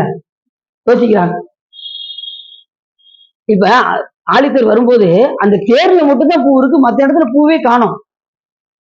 என்ன செய்யலாம்னா நல்ல உதிரி பூ எல்லாம் நிறைய வாங்கி இந்த இடத்துல நம்ம போகும்போது உதிரி பூ நிறைய வாங்கிட்டு வரணும். அந்த தெருவுல வரும்போதுலாம் அந்த மலர்களை தூவியே சாமி அழைத்து கொண்டு வரணும். மலர் தூவி, சாதாரண மலரை கூட எடுக்கலன்னு நம்ம போய் வேஸ்ட் ஆகிடும். அதனால உதிரி பூக்கள் எல்லாம் கொண்டு போய் அதை தங்கமா நினைத்து, தங்கமாகவும் வெள்ளியாகவும் நினைத்து அந்த மலரை நாம் தூவ வேண்டும். தூவினால் சிவபெருமான் ஏற்றுக்கொள்வாரா? ஏற்றுக்கொள்ள மாட்டாரா? கட்டாயம் ஏற்றுக்கொள்வார். நாம எதாக நினைக்கிறோமோ அதாக சிவபெருமான் ஏற்றுக்கொள்வார். இப்ப நீங்க வில்வம் நீங்க சாமிக்கு போகணும்னு நினைக்கிறீங்க, பறிக்க முடியாத சூழ்நிலை, அன்னைக்கு திங்கட்கிழமை பறிக்க முடியாது. பெருமானே இது உனக்கு சேர வேண்டும் என்று நீங்க நினைச்சிட்டீங்கன்னு வச்சுக்கோங்க, சாமிக்கு போயிடும். இப்ப நீங்க தெருவுல போய்கிட்டு இருக்கீங்க, அதனுக்குள்ள நிறைய பூக்கள்லாம் இருக்கு. சிவார்ப்பணம் அப்படின்னு அத்தனை மலரும் உனக்கு அர்ப்பணம் ஆகும் சொல்லி சொல்லிட்டீங்கன்னு வச்சுக்கோங்க, ஆகுமா? ஆகாதான்? சாமிக்கு போயிடும். ஆனா நீங்க நினைக்கணும், அதுலதான் விஷயம் இருக்கு. நீங்க எங்க பார்த்தாலும், பூக்களை பார்த்தாலும், இலைகளை பார்த்தாலும் பெருமானே இது உனக்கு சமர்ப்பணம் ஆக வேண்டும் என்று நினைத்தால், வில்வத்தெல்லாம் நினைச்சு நீங்க சாமிக்கு சமர்ப்பணம் ஆகும்னு நினைச்சிட்டீங்கன்னா உடனே சாமிக்கு போயிடும்.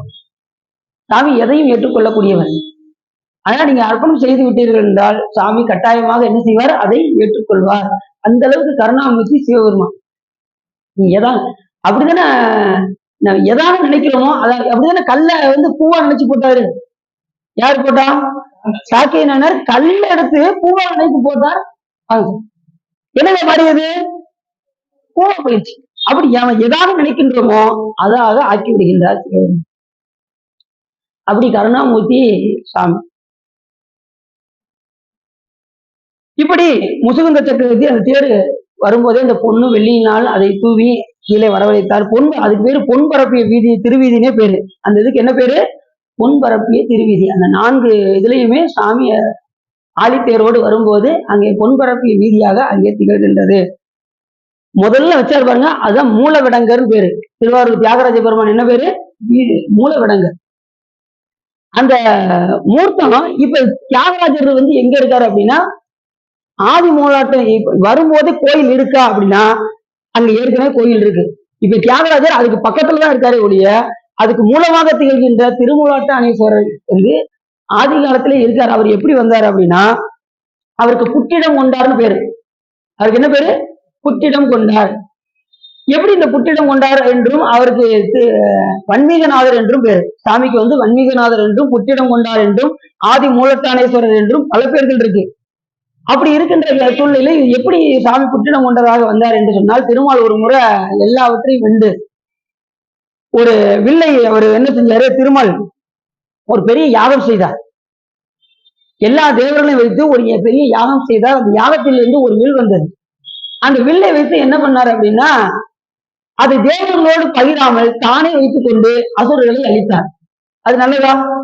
இது நம்மகிட்ட கொடுக்காம இவரா வச்சுக்கிட்டாரு அப்படின்னு சொல்லி எல்லாரும் என்ன பண்ணாங்க? பார்த்துக்கிட்டே இருந்தாங்க. யாருக்குமே பகிர்ந்து கொடுக்கவே இல்லை திருமால். அப்படி கொடுக்க உடனே என்ன பண்ணாரு? அத்தனை பேரையும் வென்று கடைசி அந்த வில் ரொம்ப டயர்ட் ஆயிடுச்சு அவருக்கு. உடனே அந்த வில்லுடைய நாணுல போய் அப்படி உறங்கினார். உடனே தேவர்கள் எல்லாம் போய் சிவபெருமானிடம் போய் சென்று முறையிட்டார்கள்.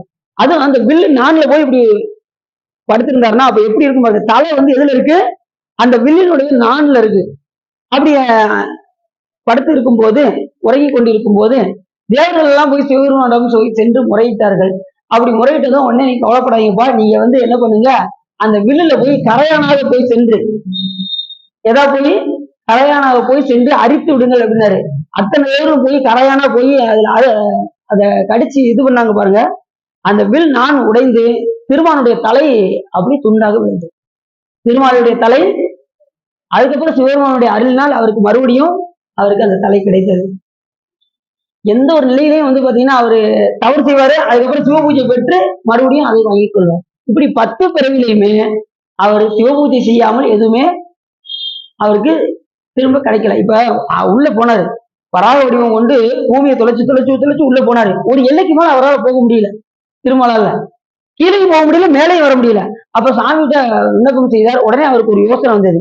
சிவபூஜை செய்தால் ஒழிய நாம மேன்மை அடைய முடியாதுன்னு உடனே அங்கனக்குள்ளே சிவபூஜை பண்ண ஆரம்பிச்சிட்டார். உடனே டக்குன்னு மேல வந்துட்டாரு. கீழே போகல, மேல வந்தார்.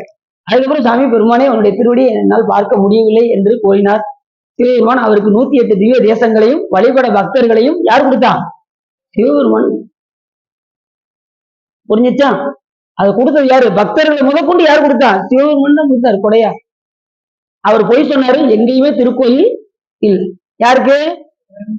ஒரு பொய் சொன்னதுக்கே கோயில் இல்லை அப்படின்னா நம்ம காலையில எந்திரிச்சதுல இருந்து முடிகிற வரைக்கும் எத்தனை பொய் சொல்ற நீங்களே பார்த்து. அதனால பொய் வாய்மை எனப்படுவது யாதனின் தீமை இல்லாத சொல்லல். நாம சொல்கின்ற சொல் தீமை இல்லாத சொல்லலாம் இருக்கும். அவ்வளவுதான். உண்மை என்பது என்னது? வாய்மை என்பது என்னது? தீய சொற்கள் சொல்லக்கூடாது, உண்மையாக பேச வேண்டும். தீமை இல்லாத சொல்லல்னு வள்ளுவர் சொல்றாரு. அப்படி தீமை இல்லாத சொல்லலாக நமக்கு இருக்க வேண்டும். அதனால பொய் கூற பக்கத்துல இருந்துகிட்டே நான் திருவாரூர் தேரத்துக்கு போய்கிட்டு இருக்கேங்க அப்படிங்காங்க. பக்கத்துல இங்கிருந்து பார்த்தா நான் மதுரைக்கு போய்கிட்டு இருக்கேன். 2 பேரும் திரும்பி பார்த்தா பக்கத்துல தான் இருக்காங்க. அவங்க எப்படி இருக்கு நீங்க பார்த்துக்க. அப்படி இப்படி இப்படி அந்த எல்லாரும் வழிபட்ட காரணத்தினால் சாமி அங்கே சுயம்பு மூர்த்தியாக இருந்த ஆதியிலே சுயம்பு மூர்த்தியாக இருந்த தலம் இந்த புற்றிடம் கொண்டாராக சாமி அங்கே திகழ்கின்றார். இந்த கோயில் எப்போ வந்ததுன்னா அப்போ சாமிகளே சொல்ல முடியாத அளவுக்கு ஆதியிலே வேதங்கள்லாம் தோன்றுவதற்கு முன்னாடி பெருமானே நீ தோன்றினாயோ என்று கேட்கிறார். அந்த அளவுக்கு பழமையான கோயில் எந்த கோயிலு? இந்த புற்றிடம் கொண்டாராக வழங்கக்கூடிய திருவாரூர் திரு ஆதி மூலட்டானேஸ்வரர் என்று பெயர்.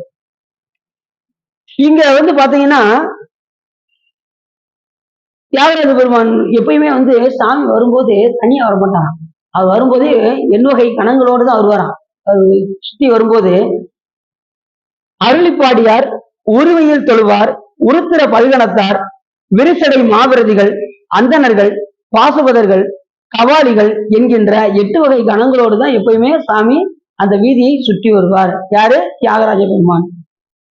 இது அப்பசாமி ஒரு பாட்டு சொல்றாரு. அருமணித்தடம் பூன்முளை அறம்பெயரோடு அருளிப்பாடியர் உருவையில் தொழுவார், உருத்திர பல்கணத்தார், விரிசடை விரதிகள், அந்தனர் சைவ பாசுபத கபாலிகள் தெருவினில் பொழியும் திருவாரூர் அம்மானே என்று அந்த பதியத்துல பாடுறாரு. அந்த இன்னொரு பாட்டுல கூட சொல்றாரு, திருவாரூர் வந்து எப்படி ஒரு சிறப்புடையது அப்படின்னு பார்த்தா அந்த மாளிகை எல்லாம் எப்படி நீண்டு நீண்டு இருக்கும் அப்படின்னு ஒரு பாட்டுல சொல்றாரு அப்பர் சாமி. காண்டலே கருத்தாய் இணைந்திருந்தேன் மனம் போந்தாய் களலடி பூண்டு கொண்டொழிந்தேன் புறம் போயினால் அறையோ நீண்டு மாடங்க நீண்ட மாளிகை கோலெழு கொடி வானிலம் மதி தீண்டி வந்துலவும் திருவாரூர் அம்மானிகே அப்படின்னு கூட யார் சொல்றான்? நீண்டு மாடங்கள் நீண்ட மாளிகை சொல் அப்படி இருக்குமா திருவாரூர் அந்த காலத்திலே அப்படி இருந்திருக்கு. இப்ப மாளிகையே இல்ல, அந்த அளவுக்கு எல்லாம் எப்படி ஆக்கியிருக்காங்க பாருங்க. அதே ராகம் தான் இங்கேயும். அருமணி தடம்பூம் முளையரம்பையரோடு அருளி பாடிய உரிமையில் தொழுவார் உருத்திரவள் கணத்தார் விரிசடை விரதிகள் அந்தன சைவர் பாசுவதம் கபாலிகள் தெருவினில் பொழியும் திருவாரூர் அம்மானே. அந்த பதியத்தை அந்த பாட பாடுற. அப்ப தியாகராஜ பெருமான் வரும்போது யார் யாரெல்லாம் வருவார்கள் அப்படின்னு 8 வகையோடு என் கணத்தோடு தான் எப்பயுமே சாமி வருவார். இப்ப நீங்க திருவாரூர் தியாகராஜர் பாத்தீங்கன்னா பஞ்சமூர்த்தி புறப்பாடோட தான் வருவார். விநாயகர் பெருமானுக்கு ஒரு தேர் இருக்கும், முருகப்பெருமானுக்கு ஒரு தேர் இருக்கும், சாமி அம்பாளுக்கு ஒரு தேர் இருக்கும், அம்பாளுக்கு ஒரு தேர் இருக்கும், கடைசி சண்டேசனருக்கு ஒரு தேர் இருக்கும். ஏற்கனவே உங்களுக்கு சொல்லியிருக்கேன், இந்த பஞ்சமூர்த்தி புறப்பாடு சாமி எப்பயுமே வரும்போது தனியாக வரமாட்டார், வரும்போது எப்பயுமே பஞ்சமூர்த்திகளோடு தான் புறப்பட்டு வருவார் என்று நான் ஏற்கனவே சொன்னேன். இது எதை எழுத்து வந்தது என்று கேட்டால் குரு லிங்க சங்கம வழிபாடு அடிப்படையில் தான் இது வந்தது. புரியுது உங்களுக்கு? குரு லிங்கம் சங்கம். யார் குரு யார் லிங்கம் யார் சங்கமம் அப்படின்னு பார்த்தா முதல்ல இருக்கக்கூடிய விநாயகர் பெருமானும் முருகப்பெருமானும் குரு, நடுவில் இருக்கக்கூடிய சாமி அம்பாளு லிங்கம், கடைசியில் இருக்கக்கூடிய சண்டேசனர் சங்கம். பஞ்சபுராணம் பாடுறீங்களா? பஞ்சபுராணம் பாடும்போது தேவாரமும் திருவாசகமும் குரு, நடுவில் இருக்கக்கூடிய திருவிசைப்பா திருப்பல்லாண்டு லிங்கம், கடைசியில் இருக்கக்கூடிய பெரிய புராணம் சங்கம். பெரிய புராணம் யாரு? திருத்தொண்டர் புராணம். அதனால அடியார்களை வைத்து அது சங்கமமாக திகழ்கின்றது. அதன் அடிப்படையில தான் பஞ்சபுராணம் என்று வைத்தார்கள். அப்படி அப்பர் சாமி இந்த பாட்டுல மிக அற்புதமா பாடுறாரு. இப்படி நிறைய திருவாரூருடைய சிறப்பு வந்து கொஞ்சம் நிஜம் இல்ல.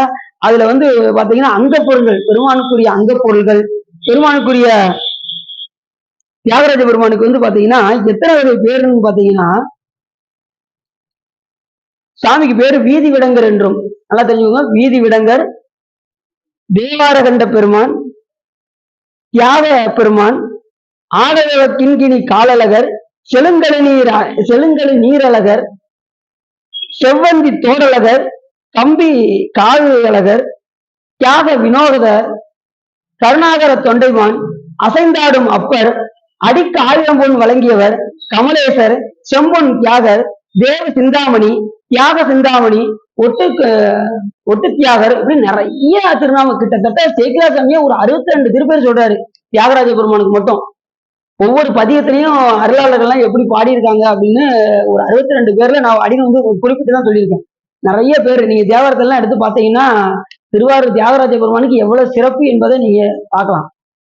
அது மாதிரி அவருக்குரிய அங்க பொருள்கள் என்ன அப்படின்னா, அது மாதிரி இந்த திருவாரூருக்கு பேர்கள் வேற வேற பேர்கள்லாம் என்ன பேர் இருக்கு அப்படின்னா நமக்கு தெரிஞ்சது திருவாரூர் மட்டும்தான் தெரியும். வேற என்ன பேர்கள் இருக்கு அப்படின்னா சேத்திர வரபுரம், ஆனகேஸ்வரபுரம், தேவ யாகபுரம், முசுகுந்தபுரம், அடுத்து கலிசலா நகரம், அடுத்து அந்தரகேஸ்வரபுரம், வன்மீகநாதபுரம், தேவாசிரியபுரம், சமர்க்காரபுரம், மூலாதாரபுரம், கமலாலயபுரம், இப்படி எண்ணற்ற பேர்கள் எல்லாம் இந்த திருவாரூர் பெருமானுக்கு, இந்த திருவாரூருக்கு நிறைய சிறப்புகள் எல்லாம் உண்டு. நிறைய பேர்களோடு இது விளங்குகின்றது. இதெல்லாம் இப்ப நான் சொன்ன பேரெல்லாம் எதுல வருது அப்படின்னா தேவாரத்திலையும் திருவாசகத்துல பல இடங்கள்ல இந்த பெருமானை போற்றி வெவ்வேறு பேர்களும் வெவ்வேறு ஊர்களும் அங்கே விளங்கி தோன்றுகின்றது. அதை வச்சுதான் உங்களுக்கு இந்த பேரெல்லாம் அப்படின்னு சொல்லியிருக்கேன். இது போக இன்னும் நிறைய திருப்பெயர்கள் உண்டு. ஊருக்கும் சரி சாமியுடைய திருப்பேருக்கும் சரி நிறைய பேர்கள் உண்டு. அதை நீங்க தேவாரத்தில் எடுத்து பார்த்தீங்கன்னா திருவாரூர் தியாகராஜ பெருமானை எந்த அளவுக்குலாம் எல்லா அருளாளர்களும் போற்றி இருக்கின்றார்கள் என்று நாம பார்த்து கொள்ளலாம். அப்படி ஒரு தனிச்சிறப்பு. ரெண்டாவது அங்க பொருட்கள் என்ன அப்படின்னா ஆடு தண்டு, சாமிக்குரிய அந்த ஆடு தண்டு மணித்தண்டுல தான் இருக்குமா. கொடி வந்து தியாக கொடியாம். சாமிக்கு கொடி இருக்கு பாத்துருக்கீங்களா? தியாக கொடி. ஆசனம் வந்து ரத்தின சிம்மாசனம். சாமிக்கு வந்து ரத்தின சிம்மாசனம் தான் ஆசனம். இப்ப நாம என்ன ஆசனத்துல இருக்கோம்? முடிஞ்ச அளவுக்கு சேர்ல தாங்க இருக்கோம். பூசை செய்யறவங்க எந்த ஆசனத்துல இருப்பாங்க? ஏன் சார்? பலகை இல்லைன்னு இப்ப நீங்க வெளியூருக்கு போனீங்க, அந்நேரம் பலகை தூக்கிட்டே போக முடியுமா? பாய் இல்லைன்னா ஒரு ஏதாவது துண்டு விரிச்சாவது கட்டாயமா என்ன செய்யணும்? ஒரு துண்டு விரிச்சாவது உட்காரணும். வெறுந்தரையில எப்பயுமே உட்காரக்கூடாது. பெருந்தரையில உட்கார்ந்தா நீங்க செஞ்சும் பிரயோஜனம் கிடையாது. அந்த மாதிரி பெருந்தரையில உட்கார்ந்து செஞ்சா செஞ்சு ஒரு துண்டு போட்டாவது உட்கார்ந்து என்ன செய்யணும்? நம்ம ஆசனத்தில் அமர வேண்டும். அப்படி ஆசனம் ரத்தின சிம்மாசனம்.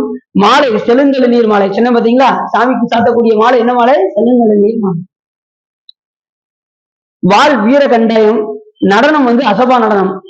அசபா நடனம் வந்து அங்க பாத்தீங்கன்னா தேர்ல சாமி ஏறும் போதும் இறங்கும் போதும் அந்த அசபா நடனத்தோடயே தான் தியாகராஜ பெருமானை கொண்டு போவாங்க. அதாவது மூச்சு மேல ஏத்தி ஏத்தி இறக்கம் பாத்தீங்களா? அதே போல அந்த நடனம் இருக்கும். சிவபெருமானுடைய அந்த நடனம் அசபா நடனம் மூச்சை மேல் நோக்கியும் கீழ் நோக்கியும் இழுக்கின்ற போலே அங்க என்ன செய்வாங்க? சாமியை அசைந்து ஆடி ஆடி ஆடி கொண்டு போய் தேர்ல சேர்ப்பதும், தேர்ல இருந்து இறக்கி கொண்டு வந்து கோயில் வந்து சேர்ப்பதும் அந்த அசபா நடனத்தோட இருக்கும். சிதம்பரத்துக்கும் இதுக்கும் ரொம்ப கனெக்ஷன்.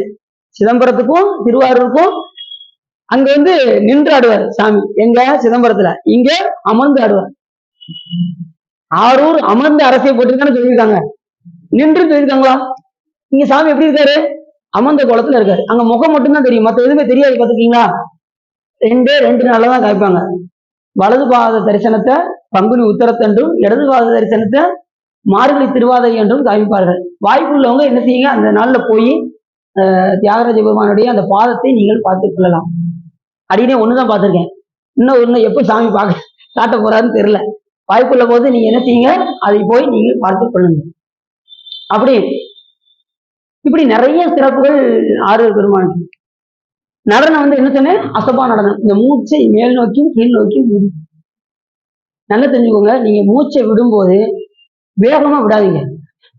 அப்படி விடாதீங்க. அப்படி விட்டீங்கன்னா ஆயுள் ரொம்ப கம்மின்னு இருக்கும். மூச்சை நல்லா உள்ள நல்லா வாங்கி இழுத்து மூச்சை நிப்பாட்டி விடணும். அப்படின்னாதான் ஆயுள் காலம் கூடிக்கிட்டே போகும். புரியுதா உங்களுக்கு? இப்ப ஒரு 60 செகண்டோ இல்ல ஒரு நிமிஷமோ நல்ல மூச்சை நல்லா நிப்பாட்டி அப்படி மெதுவா விடுங்க. உங்களுக்கு எவ்வளவு தூரம் நீங்க மூச்சை உள் வாங்கி வாங்கி வைக்கிறீங்களோ அந்த அளவுக்கு உங்க ஆயுள் கூடிக்கிட்டே இருக்கும். மூச்சை வேகமா விட்டுக்கிட்டே இருந்தீங்கன்னு வச்சுக்கோங்க, ஆயுள் ரொம்ப கம்மிங்க. புரியுதா உங்களுக்கு? அதனால மூச்சை மெதுவா இழுத்து நிப்பாட்டி மெதுவா விடணும். அதுக்கு இந்த பிராணாயாமம் பேரு. பிராணாயாமம் யார் செய்வாங்க அப்படின்னா அனுஷ்டானம் பண்றவங்க செய்வாங்க. அனுஷ்டானம் இல்லாதவங்க என்ன செய்யணும்? மூச்சை இழுத்து நிப்பாட்டி மெதுவா விடணும். இப்ப தீட்சை எடுத்தவங்க என்ன பண்ணுவாங்க? இப்படி முத்திரை வைத்து இடது நாசி வழியாக ஒரு மந்திரத்தை இழுத்து 4 மந்திரத்தை உள்ளே நிப்பாட்டி 2 மந்திரத்தை வெளியே விடுவார்கள். அடுத்து வலது நாசி வழியா ஒரு மந்திரத்தை இழுத்து 4 மந்திரத்தை உள்ளே நிப்பாட்டி 2 மந்திரம் வெளியிடுவாங்க. அப்ப எத்தனை மந்திரம் உள்ள நிப்பாட்டிட்டோம்? 2 மந்திரம். இப்படி அதை அப்படி டபுள் ஆக்குங்க. 1 வந்து 2 ஆகணும், 4 வந்து 8 ஆகணும், இங்க 2 வந்து 4 ஆகணும். 2 8 4. அதுக்கப்புறம் இப்படியே கூட்டி கூட்டி கூட்டி கூட்டி 64க்கு என்னைக்கு நம்ம போறோமோ ஞானி எல்லாம் 64 நிப்பாட்டுவாங்க. நம்ம அப்படி 64 நிப்பாட்டணும்னு வச்சுக்கோங்க, உயிர் இங்க இருக்காது. உயிர் 64 நிப்பாட்டணும்னு வச்சுக்கோங்க, உயிர் போயிடும். அதெல்லாம் ரொம்ப கஷ்டம். அது கொஞ்சம் கொஞ்சமா தான் நம்ம அதை பயிற்சிக்கு கொண்டு வரணும். சிவா சொப்பொழியில சொன்னாங்க அப்படின்னு 4 பேர் எல்லாரும் ஆளாளுக்கு எல்லா வீட்டுல பாளையம் பண்ணிட்டு இருப்பாங்கன்னு நினைக்கிறேன். சரி, சந்தோஷம். அது மாதிரி முரசு வந்து பஞ்சமுக வாத்தியம். அங்க வந்து பெருமானுக்கு வந்து பஞ்சமுக வாத்தியம் ரொம்ப முக்கியமான ஒரு சிறப்பு. எங்க? திருவாரூர் தியாகராஜ பெருமானுக்கு. நாதஸ்வரம் பாரி நாதஸ்வரம். மத்தளம் வந்து சுத்த மத்தளம். குதிரை வந்து வேதங்களே அங்கே குதிரையாக இருக்கின்றது. ஊர் திருவாரூர். ஆறு வந்து காவிரி ஆறு. நாடு சோழ நாடு. பண்ணு வந்து 14 வகை பண்ணும் அங்கே விளங்கி தோன்றுகின்றது திருவாரூர் பெருமான். திருவாரூர் பெருமானுக்கு 18 வகை பண்ணலையும் நம்ம அருளாளர்கள் பாடியிருக்காங்க. இப்ப எவ்வளவு சிறப்புன்னு பாருங்க. எல்லா பண்ணலையுமே கிட்டத்தட்ட திருவாரூர் தியாகராஜ பெருமானை போற்றி பாடியிருக்கின்றார்கள் நமது அருளாளர்கள்லாம். அப்படி அந்த திருவாரூர் கோயில் வந்து பாத்தீங்கன்னா கோயில் 5 வேலி, குளம் 5 வேலி, ஓட 5 வேலி, இப்படி எல்லாமே 5 வேலியிலே இருக்குமா. அவ்வளவு சிறப்புடையது திருவாரூர் தியாகராஜ பெருமானுடைய ஒரு கமலாலய தீர்த்தம், தேவ தீர்த்தம், சங்கு தீர்த்தம், அடுத்து கயா தீர்த்தம், இப்படி 4 தீர்த்தம் இருக்கு. அதுல இந்த சங்கு தீர்த்தம் எங்க இருக்குன்னு பாத்தீங்கன்னா ஆயிரங்கால் மண்டபத்து பக்கத்துல ஒரு சங்கு தீர்த்தம் இருக்கு. அது ரொம்ப சிறப்புடைய தீர்த்தம். எப்படி கமலாலய தீர்த்தம் உயர்வா சொல்றோமோ அதே போல அந்த சங்கு தீர்த்தம் ஆயிரங்கால் மண்டபத்தில் இருக்கக்கூடிய அந்த தீர்த்தம் ரொம்ப முக்கியமான தீர்த்தம். அந்த அது மாதிரி கயா தீர்த்தம் என்பது ஊருக்கு அப்பால கேக்கரை என்கின்ற இடத்துல இருக்கான். அங்க போய் நாம அந்த தீர்த்தத்தை நீராடலாம். இப்படி நிறைய சிறப்புகள்லாம் சொல்றாரு. அதே மாதிரி பாத்தீங்கன்னா தியாகராஜ பெருமான் சொல்லும் போது ஆழித்தேர் வித்தகனை நான் கண்டது ஆரூரே என்று தேவாரத்துல நம்ம அப்பர் சாமியில் எப்படி சொல்றாரு அப்படின்னா, கோலத்த வெண்மதியம் சூடி பொழிந்திலங்கு வேலத்து உரி போர்த்தான் வெல்வளையான் தான் வெறுவ ஊழித்தீ அண்ணானானை ஓங்கொழிசை பூண்டத்தோர் ஆழித்தேர் வித்தகனை நான் கண்டது ஆரூரே என்று மிக அற்புதமாக அப்பர் சாமியில் சொல்றாரு. ஆழித்தேர் வித்தகன் சொல்லும் போதே, வித்தகன் அப்படின்னா என்ன அர்த்தம்? ஒன்றை செய்வது, ஒன்றை செய்யாமல் இருப்பது, ஒன்றை மாற்றி செய்வது, இத்தனை செய்யக்கூடியதுனா சிவபெருமான் ஒருத்தர் தான் செய்வார். வேற யாராலையும் வேற எந்த தெய்வத்தாலையும் செய்ய முடியாது. அவர் நினைச்சாருன்னா படைக்க நினைச்சா படைப்பாரு, இல்ல வச்சிருக்கணும்னாலும் வச்சிருப்பாரு, இல்ல மாற்றி செய்யணும்னாலும் செய்வார். இப்ப நமது அர்ஜுனரை அவருக்கு மறுபிறவி தாரேன்னு சொன்னாரு. முதல்ல அவர் என்ன பண்ணாரு, பாசுபத அஸ்திரம் வேண்டி வந்தார், சாமி வழிபாடு செய்தார். உடனே இப்ப அவர் சிவபெருமானை பார்த்ததுமே அவர் என்ன பண்ணாரு, எனக்கு மோட்சம் வேணும்னு கேட்டார். உடனே சாமி என்ன பண்ணாரு, இப்ப இந்த பிறவில பாசுபதரை அஸ்திரத்தை வைத்துக்கொள், இதுக்காக தானே நீ வந்த, வைத்துக்கொள், உன்னை அடுத்த பிறவியில் நான் உன்னை செய்கிறேன், உன்னை நான் ஆட்கொள்கின்றேன் அப்படின்னு சாமி சொன்னாரு. அதுக்கப்புறம் கிட்டத்தட்ட ஒரு 5000 வருஷம் கழிச்சுதான் அவர் பிறக்க வச்சிருக்காரு. எத்தனை வருஷம்? அதுக்கப்புறம் தான் கண்ணப்பனை பிறக்க வச்சு மோட்சம் கொடுத்திருக்காரு. சாமியுடைய இச்சையை பொறுத்தது. நமக்கு பிறப்பு கொடுப்பதெல்லாம் யாருடைய இச்சையை பொறுத்தது? சிவபெருமானுடைய இச்சையை பொறுத்தது. நாம் செய்கின்ற வினைக்கு தகுந்தவாறு சாமி வச்சிருந்து என்ன பண்ணுவாரு, நமக்கு திருவாரூர் தியாகராஜ பெருமான் சொல்லும் போது ஆழித்தேர் வித்தகனை நான் கண்டது ஆரூரே அப்படின்னு சொல்றாரு. அப்படின்னா ஆழித்தேர் வித்தகன் சொன்னார்னா ஆழித்தேர்ல இருந்து வரும்போது அப்ப சாமி எப்படி வந்திருப்பாரு பாருங்க. நடனத்தோடு வந்தாராம் சாமி. தியாகராஜ பெருமான் நடனத்தோடு வந்தாராம். அஜபா நடனத்தோடு வந்து இறங்கினார். அடுத்த நோய்படுகிறது தாட ஒரு கையன் தாமரை பூஞ்சேவடியன் கோடலா வேடத்தன் தொண்டவோர் வீணையாக ஆடரவ கிண்கிணிக்கால் அண்ணானோர் சேடனை ஆறும் திரு கூத்தனை நான் கண்டது ஆரூரே. அங்க எப்படி சாமி ஆடுறாரா, தீ கூத்து ஆடுறாராம், நெருப்பு கிளம்பாக ஆடுறாராம். ஏன்னா சாமியை தியாகராஜ பெருமான் எதிர்த்து இருந்தாரு. அந்த நஞ்சியிலிருந்து சுயம்புமூர்த்தியாக தோன்றிய காரணத்தினால் அங்கே ஆடுகின்ற கூத்து ஆரூர்ல தீக்கூத்து அப்படிங்கிறார். இது கூட மாணிக்கவாசக பெருமான் சொல்றாரு, பரவுவார் பாடு சென்று அணுகிலேன் பல்மலர் பறித்தியேத்தேன் புறவுவார் குழலால் திறத்தேன் என்று குடிகடுகின்றேனை இரவு நின்று எரியாடிய எங்கிறை எழில் சடை மிளிர்கின்ற அரவன் ஆண்டுதன் அடியரில் குட்டிய அதிசயம் கண்டாமே என்று மிக அற்புதமா சொல்றார். எரிசடை மிளிர்கின்ற சாமி எப்படி ஆடுறாரா, நெருப்புல ஆடுறானா. சாமியோட மேனி எப்படி இருக்குமா, சிவருமானுடைய மேனி எப்படி இருக்கும் சொல்லுங்க பாப்போம்.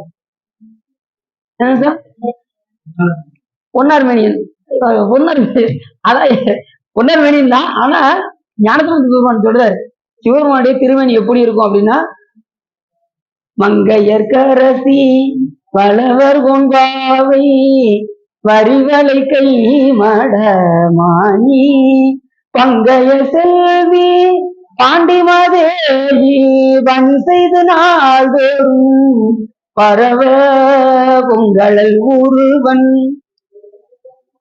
என்ன சொன்னாரு, பொங்கலல் ஊர், அழல்னா நெருப்புன்னு அர்த்தம். நெருப்பு போன்ற மேனியனா சிவபெருமான். பொங்கு அழல் உருவன் பூத நாயகன் நாள் வேதமும் பொருள்களும் அருளி. அப்ப வேதத்தை அருளியது யாரு, சிவபெருமான்ங்கிறத மறந்துடக்கூடாது. நான் வேதமும் பொருள்களும் அருளி அங்கே இருக்க நீ தன்னோடு வந்த ஆளவாயாவதும். இந்த பாட்டை நீங்க இப்படி பாடி பாருங்க, ரொம்ப அருமையா இருக்கும். அங்கையற்கண்ணி தன்னோடும் அமர்ந்த ஆளவையாவதும் இதுவே ஆளவையாவதும் இதுவே. முதல்ல இதுவே அப்படின்னு சொல்லிட்டு இதுவே அப்படின்னு ரொம்ப அற்புதமா இருக்கும். நீங்க பாடும்போது மங்கையர்கரசி வளவகும்பாவை வரிவளை கை மடமானி பங்கைய செல்வி பாண்டிமாதேவி பணி செய்து நாள்தோறும் பரவ பணி செய்து நாள்தோறும் பரவ. அந்த 2வது வரியை இழுத்து பாடணும், அதே மாதிரி 4வது வரியை இழுத்து பாடணும். முதல் வரியும் 3வது வரியும் ஒன்னோட இருக்கணும், 2வது வரியும் 4வது வரியும் ஒன்னோட இருக்கணும். அதுதான் தேவாரத்தினுடைய சிறப்பு. தேவாரம் இப்படிதான் பாடணும் ஒரு முறை இருக்கு. முதல் வரி மாதிரி 3வது வரி இருக்கணும், 2வது பாடுற மாதிரி 4வது வரி இருக்கணும். அதான் பாடலுடைய முறை. முதல்ல சேர்த்து படிச்சனா 2வது பாடும்போது விரிச்சு பாடணுமா, அந்த மாதிரி பாடணும். அதே மாதிரி 4வது வரியை அப்படி விரிச்சு பாடணும். அங்கையர் கண்ணி தன்னோடு அமர்ந்த ஆலயாவதும் இதுவே ஆலயாவதும் இதுவே அப்படின்னு பாடிப்பாங்க, ரொம்ப சிறப்பா. அது மாதிரி சுந்தரம் சாமியில மணிமுத்தாறுல போட்டு எங்க திருமுதுகுண்டத்துல போய் மணிமுத்தாறுல போய் என்ன செய்யறாரு, 12,000 பொண்ணு, அப்பவே 12,000 பொண்ணை போட்டு, சாமி நீ என்ன செய்வோ எது செய்வோ எனக்கு தெரியாது, எப்படியாவது திருவாரூர் கமலாலய குளத்துல என்னை எப்படி எடுக்குமாறு செய்ய அப்படின்னு அங்க போட்டே இருக்காரு. இப்படி யாராவது போட்டுருவாங்களா? சாமி மேல நம்பிக்கை, எப்படி நம்ம பெருமான் கொடுத்துருவாரு அப்படின்னு அங்க 12,000 பொண்ணி சிவருமன்ட்டே வாங்கிட்டு அங்கேயே குளத்துல போட்டுட்டு ஆத்துல போட்டு குளத்துல வந்து எடுத்தாரு சுந்தரம் சாமி. வந்து பார்த்தா குளத்துல வரவே இல்லை. நம்ம ஆளு சாதாரண கொடுத்துருவாரா? என்ன செய்வாரு? பாட்ட பாடியா, அப்பனாதாயா என்னால கொடுக்க முடியும் அப்படின்னு சாமி என்ன பண்ணாரு, பாடம். அப்ப பாடினாரு பாருங்க, என்ன பாட்டு அப்படின்னா அந்த மணிமுத்தாறு பாடின பாட்டு, பொன் செய்த மேனி. அது முதல்ல என்ன பண்ணானா வந்து மனைவிட்ட வந்து சொல்றாரு, பரவனாச்சிட்ட வந்து இந்த மாதிரி 12,000 பொண்ணை மணிமுத்தாறுல போட்டிருக்கேன், ஆத்துல போட்டு வந்துட்டேன். தியாகராஜ பெருமான் என்ன பண்ணுவாரு தெரியுமா, எப்படி வந்து கொடுக்காரு பாரு அப்படின்னு ஊரையும் தேட்டிட்டு கூட்டு வந்து கமலாலய தோட்டத்துக்கு வந்தாச்சு. வந்து வரும் பார்க்காது, வரல. சரி நம்ம ஆள்கிட்ட பாட்டை போட்டாதான் இவர் கொடுப்பாரு அப்படின்ட்டு சாமி என்ன பண்ணாரு, பாட்டு பாட ஆரம்பிச்சாரு. பொன் செய்த மேனி சாமி அங்க பொண்ணை கொடுத்த, இங்க வந்து பார்த்தா இல்ல, நீ என்ன செஞ்சிருக்கணும், கட்டாயம் நீங்க கொடுத்திருக்கணும், ஏன் என்ன கொடுக்கல அப்படின்னு அந்த பதியத்துல சொல்றாரு. பொன் செய்த மேனி புலித்தோலை அரை கசத்தீர் முன் செய்த மோவையிலும் எரித்தீர் முதுகுன்ற மந்தீர். எங்க போட்டாரு? முதுகுன்றத்துல போட்டாரு. மின் செய்த நுண்ணிடையாள் பறவை இவள் தன்முகப்பே என் செய்தவாரடிகள் அடியே நித்தலம் கெடவே.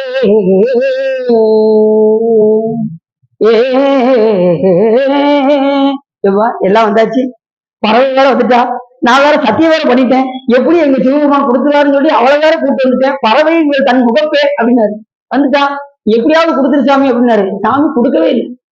நம்மளால உடனே ஒரு பாட்டு படிச்சுட்டா உடனே விட்டுருவாரா? இப்ப அப்புசாமியில வயிற்று வலிக்குன்னு பாட்டு பாட ஆரம்பிச்சாரு. முதல் பாட்டு பாடினாரு, கூற்றாயினவாறு விளக்கைகளில் கொடுமை பல செய்த நாணயம் பாடினாரு. உடனே சாமி வயிற்று வலியை போக்கல. நீ பாடியா 10 பாட்டை பாடியா, அதுக்கப்புறம் பாப்போம் அப்படின்ட்டு 10வது பாட்டுல வேர்த்தும் புரண்டும் விழுந்தும் எழுந்தா என் வேதனையான விளக்கினாரு. அதுக்கப்புறம் தான் என்ன ஆயிடுச்சு, வலி போச்சு. அது வரைக்கும் 10 பாட்டை வாங்கிட்டு தான் நம்ம சாமி என்ன பண்ணாரு, வலி நீக்கணும். இல்லைன்னு இந்த ஒரு பாட்டோட முடிஞ்சிருக்கும். கூற்றாயினவாறு விளக்கு அப்படின்னு ஒரு பாட்டுல முடிஞ்சிருக்கும். 10வது பாட்டுல போத்தா எங்கோரானையின் ஈரூரி தோல் உறங்காடரங்கா நடமாடவல்லாய் அதானரக்கந்தனை மால்வரைக்கு அடதீட்டருள் செய்த அது கருதாய் வேட்டும் புரண்டும் விழுந்தும் எழுந்தா என் வேதனையான விளக்கீராய் அதாய் உணர்ந்தோர் அதிகை கெடிர விரட்டான துரையம்மானே விரட்டான துரையம்மானே. அந்த கடைசி வாரு வேட்டும் புரண்டும் விழுந்தும் எழுந்தால் என் வேதனையான விளக்கீடாயினாரு சாமி. இப்ப எந்த அளவுக்கு நம்பிக்கை. 2வது அந்த 10 பாட்டையும் பாடினதுக்கு அப்புறம் சாமி அந்த வழியை நீக்குகின்றார். அப்படி ஒரு முத பாட்டுல என்ன செய்யற, பன்னீராயிரம் பொண்ணை கொடுக்கல. இவர் பாடிட்டே இருந்தாரு. இப்ப என்ன ஆயிடுச்சு, சாமி மேல ரொம்ப இதாயிருச்சு. சாமி கடைசியா ரொம்ப அழுகிற அளவுக்கு வந்துட்டாரு சுந்தரம் சாமி. இப்ப உன்னை நம்பி நாங்க போட்டு வந்தேன். கடைசி என்ன சொல்றாரு, இப்ப நீ எனக்காக கொடுக்க வேண்டாம், நல்லா தெரிஞ்சுக்கோ. நீ எனக்காக பன்னீராயிரம் பொண்ணை கொடுக்க வேண்டாம், நீ யாருக்காக தெரியுமா கொடுக்கணும், பறவைக்காக கொடுக்கணும், அவன் வாடுறா அப்படின்னாரு. அடுத்த பாட்டு சொல்றாங்க, மையாரும் இடற்றாய் மறுவார் புறம் மூந்தரித்தாய் செய்யார் மேனியனே திகழும் முதுகுன்றமங்காய் மையாரும் மறவாய் ஆள்குழாய் இவள் வாடுகின்றாள். சாமி வாடுகின்றா சாமி, அதுக்காக என்ன செஞ்சிரு, இந்த 12,000 பொண்ணை எப்படியாவது கொண்டு வந்துரு சாமி, இல்லைன்னா எல்லாரும் உன்னை கும்பிடுறதுனால என்ன எல்லாரும் ஏற்றுவாங்க அப்படின்னாரு. எல்லாரும் என்ன வைவாங்க சாமி, சிவபெருமான நீ கூப்பிட்டு உனக்கு ஒண்ணும் கொடுக்கலையா அப்படின்னு கேட்பாங்க. அதனால என்ன பண்ணிரு, பறவை இவள் வாடுகின்றால். அடுத்த ஐயா தந்தருளாய். மத்த பாட்டுலாம் தந்தருன்னு கேட்க, இந்த பாட்டுல என்ன செஞ்சாரு, ரொம்ப இறங்கி வந்து சாமி ஐயா தந்தருளாய் அடியே நிட்டலம் கெடவே. அதனால அப்படி 12,000 பொண்ணு அவனுக்கு மேல வந்தது. அது வரைக்கும் அல்ல, அந்த பாட்டை பாடினாரு பாருங்க, பறவை இவள் வாடுகின்றால் அந்த 12,000 பொண்ணு வந்துச்சு. அப்ப இவர் என்ன விடல, நம்ம ஆளு வேற ஏதாவது சூழ்ச்சி பண்ணிருப்பாரு அப்படின்னு சொல்லி என்ன பண்ணாரு, அந்த பங்கத்தை சோதிச்சு பார்த்தாரு. பார்த்தா அந்த மச்சம் கம்மியா இருக்கு. உடனே நம்மளால என்ன பண்ணுவாரு, சரி இன்னொரு ஒரு பதியத்தை வாங்கிடுவோம் அப்படின்னு அதுக்கப்புறம் ஒரு பதியம் பாடி நல்ல தங்கத்தை வாங்கினாரு. இப்படி பல சிறப்புகள் எல்லாம் தியாகராஜ பெருமான் செய்திருக்கின்றார் திருவாரூர். அப்ப எவ்வளவு சிறப்புன்னு பாருங்க. அப்ப ரெண்டாவது இன்னொரு சிறப்பு என்னன்னா, திருவாரூர்ல இந்த கொண்டிங்கிற ஒரு பெண்ணு, அது உருத்திர கன்னிகைன்னு பேரு. அவ எந்த நேரமும் திருவாரூர் தியாகராஜ பெருமானுக்கு தொண்டு செய்து கொண்டே இருப்பார். இந்த உருத்திர கன்னிகையில என்ன தேவ கன்னிகைன்னு பேரு, உருத்திர கன்னிகா தேவ கன்னிகைன்னு பேரு. அவங்க என்ன பண்ணுவாங்க, திருவாரூர் தியாகராஜ பெருமானுக்கு தொண்டு செய்து கொண்டே இருந்தால் அந்த பெண்.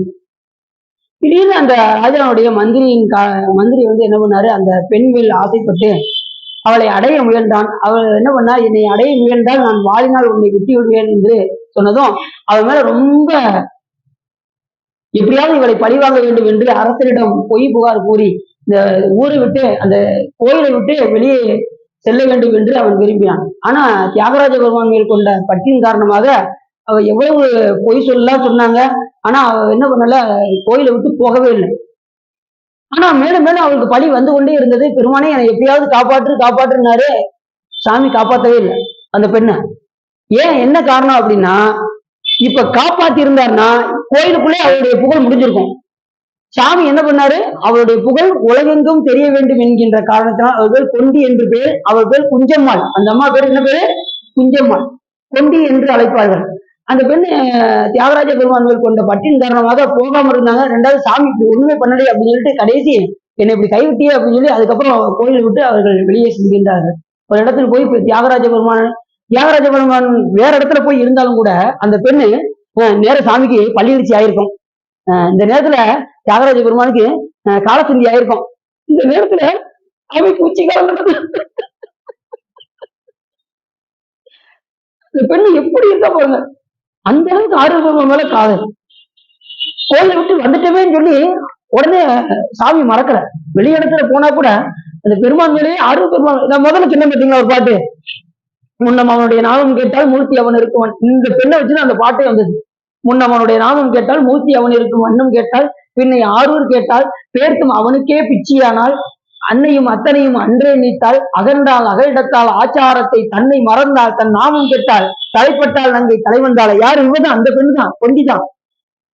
தன் நாமத்தை மறந்த பெண்ணு அந்த உருத்தர கன்னியா இருக்கக்கூடிய அந்த கொண்டி, அவர் குஞ்சம்மான்னு பேரு.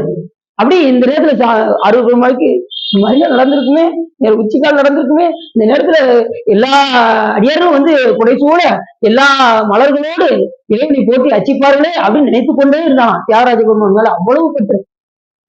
அப்படி நினைக்க இன்னைக்கு சாமி விட்டுருவாரா? ஒரு செகண்ட் நினைச்சாலே சாமி விட மாட்டார். சட்டோ நினைக்க மனத்தமுதாம் சங்கரனை கெட்டேன் மறப்பேனோ கேடுபடா திருவடியை ஒட்டாத பாவி தொழும்பரை நாம் ஒருவரையும் சித்தாய சித்தருக்கே சென்றுதாய் கூட்டும். சட்டம் நினைக்க ஒரு செகண்ட் நினைச்சாலே சாமி நம்மளை விட மாட்டாரே. எந்த நேரமும் அந்த பெண்ணுக்கு ஆரூர் பெருமான் மேலேயே பட்டு கொண்டிருந்தால் சாமி விடுவாரா? அந்த நேரத்துல இந்த ஆழித்தியரானது அந்த பெண் இருக்கின்ற நேரத்துல அந்த காலத்துல திருவாரூர் ஆழித்தேரானது நகரவே இல்லையா. அந்த சோழ அரசன் வந்து எத்தனையோ யானைகளை வைத்து இழுத்து பார்த்தா இழுக்க முடியல. காலால் படை, குதிரைப்படை, எல்லா படையும் வைத்து அந்த தேரை இழுத்து பார்த்தா ஒரு துளி கூட நகரலையா. அப்ப ஒரு பெரியவர் வடிவில் சிவபெருமான் அங்கே வந்தார். பெரியவர் வடிவில் வந்து சாமி என்ன பண்ணாருன்னா, இங்கே கொண்டி வந்தால் இந்த தேர் நகரும் அப்படின்னு சொல்லி அப்படி போய் சாமி அப்படி மறைந்தாராம். யார் அந்த கொண்டி என்று அந்த சோழ அரசன் கேட்டு உடனே அந்த பெண்ணை அழைத்து வாருங்கள் என்று கட்டளையிட அந்த பெண் அப்படியே அந்த பெண்ணை வந்து அழைத்து வந்தார்கள். அப்படியே யோசிச்சு பார்த்தா அந்த பெண், பெருமானே அடியனுக்காக காத்து கொண்டிருந்தாயே சாமி, இந்த ஆதித்தரன் நகராமல் இருக்க அடியனுடைய பேரை சொல்லி நீங்க வர வச்சிருக்கியே சாமி அப்படின்னு உருகி சாமி நினைத்தால் அடுத்த நிமிடமே எல்லாரும் இழுத்தாங்க, தேர் நகர ஆரம்பிச்சிருச்சு. எவ்வளவு ஒரு சிறப்பு பாருங்க. யானைப்படை, குதிரைப்படை, காலாட்படை எல்லா படையும் இழுத்தும் இழுக்காத அந்த இது இறைவனுடைய அன்பில் இருந்த காரணத்தினால் இந்த கொண்டிக்கு இறைவன் மேல் கொண்ட பட்டின் காரணமாக தேர் அசைந்தது. தேர் இழுத்து அதுக்கப்புறம் எல்லாம் இழுத்து கொண்டு வந்தாங்க அந்த தேரை. அவ்வளவு சிறப்பு. ரெண்டாவது அந்த தேர் நகர்ந்த காரணத்தினால் மறுபடியும் அந்த தேர் ஏறி அந்த கொண்டி என்கின்ற பெண் தன் உயிரை மாய்த்தார். இறைவனோடு இரண்டரை கலந்த அந்த ஆதித்தேர்ல இரண்டரை கலந்த ஒரு பெண் யாருன்னா இந்த கொண்டி தான். என்னைக்கு அத்தனையும் கொடுத்தாலோ, என்னைக்கு தன் நாமத்தையே மறந்து அந்த ஆறுமான் மேல் காதல் கொண்டாலோ அடுத்த நிமிஷமே சாமியோடு இரண்டரை கலந்தார். அப்ப எவ்வளவு பெரிய சிறப்பு பாருங்க. அந்த ஆதித்தேர்ல அவ்வளவு சிறப்பு இருக்கு. அதை நினைக்கும் போதே அந்த இது படிக்கும் போதே நமக்கு ரொம்ப கண்ணீரா வந்துருச்சு. இந்த கொண்டி பெண்ணு எவ்வளவு சிறப்பா இருந்திருக்கா அப்படின்னு யோசிக்க வேண்டியது. இந்த பெருமானாலதான் நமக்கு சாமி கோயில்ல இருந்தா கூட புகழ் அந்த அளவுக்கே போயிருக்கும், வெளியில தெரியாம இருக்கும். எப்பயுமே வந்து பாத்தீங்கன்னா சாமி தொண்டருடைய பெருமையை உணர்த்துவதற்காக சாமி என்ன வேணாலும் செய்யும். அப்படி தொண்டருடைய பெருமையை உணர்த்துவதற்கு தான் 63 நாயன்மார்களுக்கும் போனாரு சாமி. இன்னைக்கு திருநெல்வேலி போனேன்னா இன்னைக்கு திருநெல்வேலி வரலாறு நமக்கு தெரிஞ்சிருக்குமா? சாமி போய் அந்த திருவோட மறைச்சு வைக்கலன்னா நமக்கு இன்னைக்கு திருநெல்வேலியோட வரலாறு தெரிஞ்சிருக்காரு. இப்படி ஒவ்வொரு அருளாளர்கள்ட்டையும் சாமி போய் அந்த திருவிளையாடலை செய்யவில்லை என்றால் நமக்கு தொண்டர்களுடைய வரலாறு நமக்கு தெரியாமல் போயிருக்கும், அந்த அடியாருடைய பெருமை நமக்கு தெரியாமல் போயிருக்கும் என்று பல இடங்கள்ல நமது அருளாளர்களை சொல்றாங்க. எல்லாவற்றுக்கும் மேலாக இந்த திருவாரூர் தியாகராஜ பெருமான் ரொம்ப சுந்தரம் சாமிக்கு ரொம்ப ரொம்ப உதவி பண்ணியிருக்காருன்னா பாத்துக்கோங்களேன். அப்ப தியாகராஜ பெருமான் மேல அவர் எவ்வளவு பற்றா இருக்காருன்னு பாருங்க. 2 கண்ணு கூட போயிருச்சு. எங்க நம்ம ஒட்டியோட இந்த வசந்த உற்சவத்தை காண வேண்டும் என்று தியாகராஜ பெருமான் மேல் கொண்ட பற்றின் காரணமாக சத்தியத்தை மீறி வர்றாரு. சத்தியம் பண்ணிட்டு ரங்கநாச்சியத்தை சத்தியம் பண்ணிட்டு சத்தியத்தை மீறி திருவாரூர் தியாகராஜ பெருமானை எப்படியாவது பார்க்க வேண்டும், அந்த வசந்த உற்சவத்தை காண வேண்டும் என்று எல்லையை தாண்டாரு. 2 கண்ணு போயிடுச்சு. போனாலும் பரவாயில்ல அந்த வசந்த உற்சவத்தை பார்க்கணும் வராது. அப்ப எந்த அளவுக்கு சாமி மேல பட்டுன்னு பாத்துக்கணும். அப்படியே வந்தாரு. வந்து சாமி என்ன சாமி 2 கண்ணை எடுத்துட்டே சாமி, எப்ப நீ சத்தியத்தை மீறிட்ட அப்படின்னாரு. எப்படிதான் உன்னை பார்க்காம நான் எப்போ சாமி இருந்திருக்கேன், பெருமானே தியாகராஜ பெருமானே உன்னை பார்க்காம நான் எப்படி இருந்திருக்கேன் அப்படின்னு சொல்லி நம்மளால கொடுப்பாரா கொடுக்க மாட்டாரு. நேர வெண்பாக்கத்துக்கு போனாரு. சாமி நீ உள்ள இருக்கியா இல்லையான்னு கேட்டாரு. எங்க வெண்பாக்கத்துக்கு போய் சாமி நீ உள்ள இருக்கியா இல்லையான்னு, நான் உள்ளதான் இருக்கேன் அப்படின்னு சொல்லி ஒரு கம்பை போட்டு வெளியே தூக்கி போட்டாரான். இதை வச்சுக்கிட்டு போப்பா அப்படின்ட்டாரான். இப்படி உளம்போகீர் என்றானே, இப்படி உளம்போகீர் என்றானே சொல்லியே ஒரு பதியம் பண்ணாரு. என்ன இப்படி போக சொல்லிட்டாரு, இப்படி கம்பை கொடுத்து போக சொல்லிட்டாரு அப்படின்னு சொல்லி கம்பை வச்சுக்கிட்டே போய் பார்த்தாரு. நேர காஞ்சிபுரத்துக்கு போனாரு. காஞ்சிபுரத்துல யாரு இருக்கா? காமாட்சியம்மா இருக்காங்களா? எடப்பாடி. அங்க போய் பதியம் பாடி காலகாலனே கம்பனியம்மானே காணக்கண் அடியேன் பெற்றவரன்னு இடக்கண்ணை வாங்கினாரு. அதுக்கப்புறம் ஒரு கண்ணை வச்சுக்கிட்டே நேரம் எங்க வந்துட்டாரு, திருவாரூருக்கு வந்துட்டு மீளா வந்து கொஞ்சம் கோமாயி வந்தாரு. முதல்ல வந்து கோமா வந்து என்ன சாமி இன்னொரு கண்ணை கொடுக்காம போயிட்டிய, மீளா அடிமை உமக்கே ஆளாய் பிறரை வேண்டாதே மூலாத்தி போல் உள்ளே கனன்று முகத்தால் மிகவாடி ஆளாயிருக்கும் அடியார்கள் அல்லல் சொன்ன வாழாங்கிருப்பி திருவாரூரில் வாழ்ந்து போதீரே வாழ்ந்து போதீரே. சாமி நான் உன்னை விட வேற யாரும் சாமி கும்பிட்டுருக்கேன், உன்னை விட்டா எனக்கு கதி கிடையாது. மீளா அடிமை. மீளா அடிமைனா சிவபெருமானை தவிர வேற எதையும் கனவுல கூட சிந்திக்காத நிலை. பிறகு நான் யாரையுமா சாமி வேண்டிக்கிட்டு இருக்கேன், பிறகு வேண்டாது. மூலா தீ போல் உள்ளே கனன்று முகத்தால் மிகவாடி ஆளாயிருக்கும் அடியாதங்கள் அல்லல் சொன்னக்கா சாமி இந்த அடியாரெல்லாம் அல்லல சொல்றதுக்கு முன்னாடியே நீ அந்த அல்லல நீ தீர்த்திருக்கணும். அவங்க சொல்லி நீ தீர்க்கலன்னா நீயே இந்த திருவாரூர்ல வாழ்ந்துட்டு போ சாமி அப்படின்னாரு. நமக்காக படிக்கிறாரு சுந்தரம் சாமி. இந்த அடியாரெல்லாம் போய் தியாகராஜ பெருமானுக்கு முன்னாடி போய் எனக்கு ரொம்ப துன்பம் அப்படின்னு சொல்றதுக்கு முன்னாடியே நீ என்ன பண்ணிருக்கணும், அவங்களுடைய அல்லல நீ தீர்த்திருக்கணும். அப்படி தீர்க்கலன்னா நீயே இந்த திருவாரூர்ல இப்படி படிச்சுட்டே வந்தாரு. பார்த்தாரு, சாமி உனக்கு 3 கண்ணு இருக்கா இல்லையா? ஆமாப்பா இருக்குப்பா அப்படின்னா.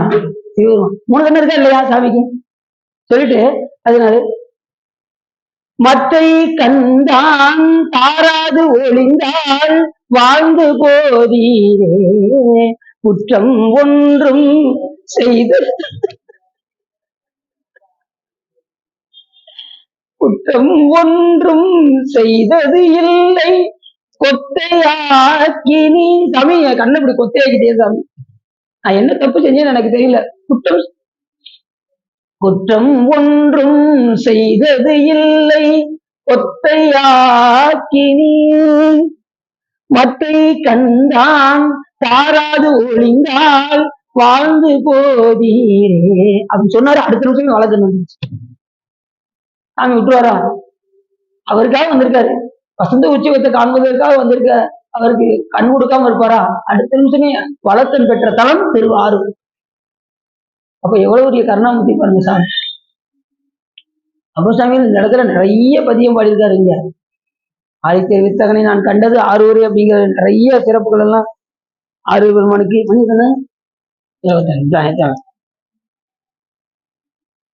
அது மாதிரி இங்க தீர்த்தங்கள்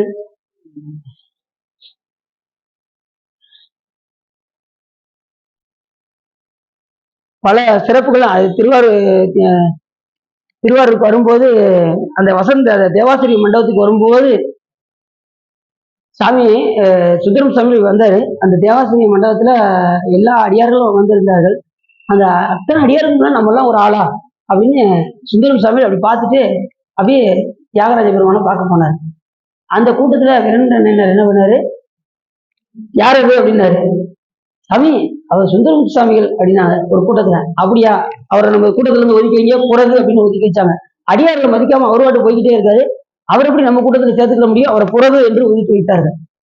சாமி அவருக்கு அருள் கொடுத்தது யாரு தெரியுமா? சிவபெருமான். அப்படியா, அப்ப இந்த கூட்டத்துல சிவபெருமானையும் சேர்த்து ஒதுக்கி வைங்க அப்படின்ட்டாங்க. சிவபெருமானையே ஒதுக்கிய ஒரு இது எதுன்னா நம்ம அடியா இருக்கிற கூட்டத்துல நம்ம சைவத்துலதான் அது நடந்திருக்கு. வேற எதுவுமே இது நடக்கல. எந்த தெய்வத்தையும் ஒதுக்கி வைக்கல. நம்ம சைவத்துலதான் சிவபெருமானையே ஒதுக்கி வச்சிருக்காங்க. ஏன்னா அடியாருக்கு அவ்வளவு சிறப்பு கொடுத்துருக்காங்க. அடியாருடைய சிறப்பு கொஞ்சம் நஞ்சம் கிடையாது. ஏன்னா வீடும் வேண்டாம் விரலில் விளங்கினார். அடியாருடைய சிறப்பு என்ன? சிவபெருமான் இப்ப உங்க எல்லாத்தையும் வீடு பேர் தரேன்ப்பா அப்படின்னு சொன்னாலும் கூட இந்த அடியார்கள் என்ன பண்ணாங்க? வீடும் வேண்டாம் விரலில் விளங்கினார். வீடு வரை வேண்டாம்னு சொன்னாங்க. யாரு? இந்த அடியார்கள். கைலாய மலையிலே சுவாமி அம்பாலும் வீட்டில் இருக்கும்போது எல்லா அடியார்களும் வந்து தரிசனம் செய்து கொண்டே இருந்தார்கள். உடனே அம்பாள் சொன்னாங்க, சாமி இந்த அடியார்கள்லாம் உங்களை வந்து தரிசனம் செஞ்சுக்கிறாங்களே, அவங்களுக்கு ஏதாவது பார்த்து செய்யக்கூடாதா அப்படின்னாங்க. உடனே சாமி சொன்னாரு, அத்தனை பேருக்கும் யாம் மோட்சத்தை தெரிகின்றோம் அப்படின்னாரு. அந்த அடியார்கள் என்ன பண்ணாங்க? வீடும் வேண்டாம், வீடு பேரே வேண்டாம் சாமி, கும்பிடலே என்று வீடும் வேண்டாம், அதை தவிர இந்த உலகத்துல எதுவுமே வீடு பேரே வேண்டாம் அப்படின்னாங்க. அப்ப எந்த அளவுக்கு அடியாருடைய சிறப்புன்னு பாருங்க. அதனாலதான் தொண்டர்தம் பெருமை சொல்வதும் பெரிதே. ஒரு விநாயகர் முருகப்பெருமானும் நமது அவை பாட்டியும் வந்து 2 பேரும் பேசும்போது என்ன சொன்னாரு? முருகப்பெருமான் கேட்டாரு, பெரிது எது பெரிதுன்னு கேட்டாரு. புவனம் பெரிது அப்படின்னாங்க. புவனம் பெரிதா அப்படின்னு கேட்கும்போது புவனமும் நான்முகனுடைய படைப்பு, அப்ப நான்முகன் பெரியதா அப்படின்னு முருகப்பெருமான் கேட்க, அதுக்கு அவை பாட்டி என்ன சொன்னாங்க? நான்முகனும் திருமாலுடைய உந்தியில் இருந்து வந்தோம்.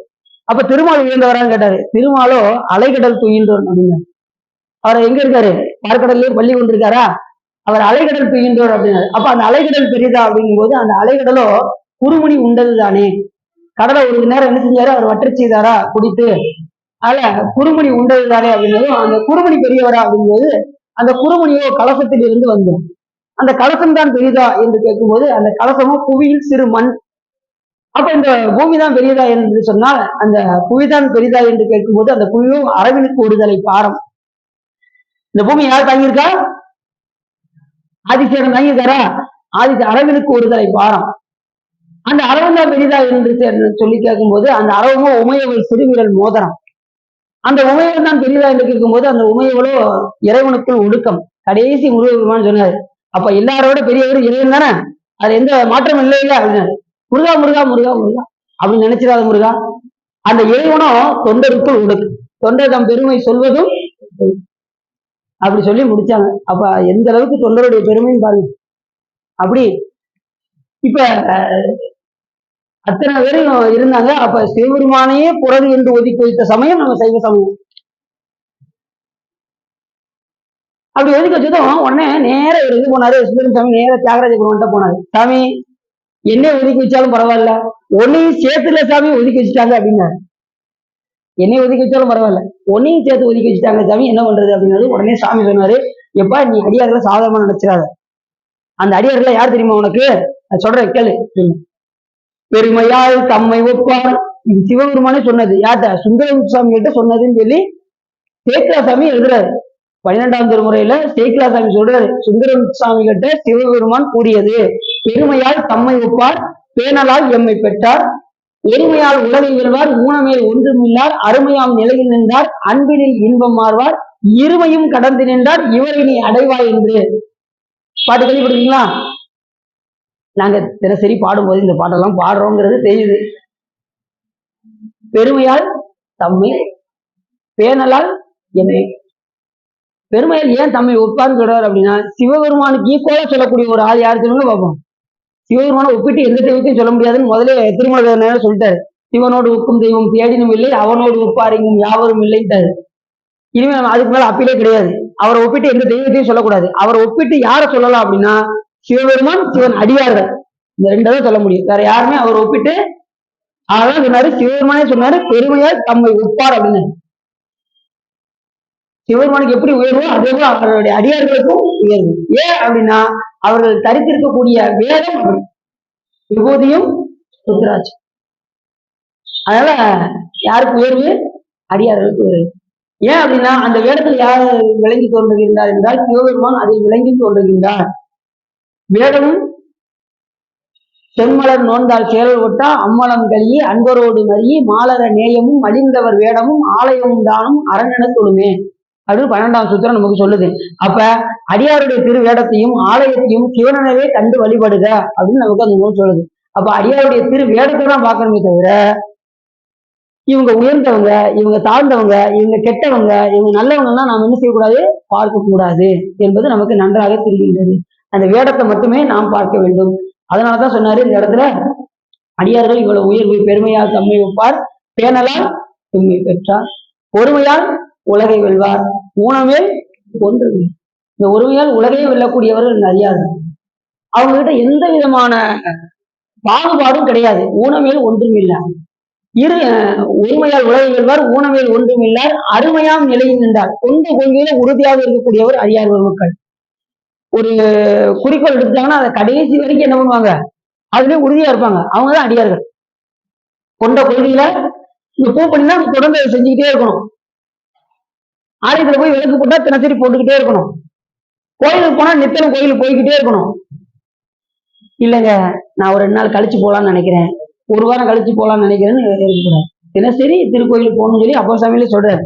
நித்தலும் எம்பிரானுடைய கோயில் புக்கு புலர்வதன் அழகிட்டு வெளுக்குமிட்டு பூமாலை புனைந்தேத்தி தலையார கும்பிட்டு கூத்துமாடி சங்கரா தேசைய போற்றி என்றும் அலைபுணர்தே செஞ்சடை ஆதி என்றும் ஆரூரா என்றென்றே அலரா, ஆரூரா என்று அலரணும்.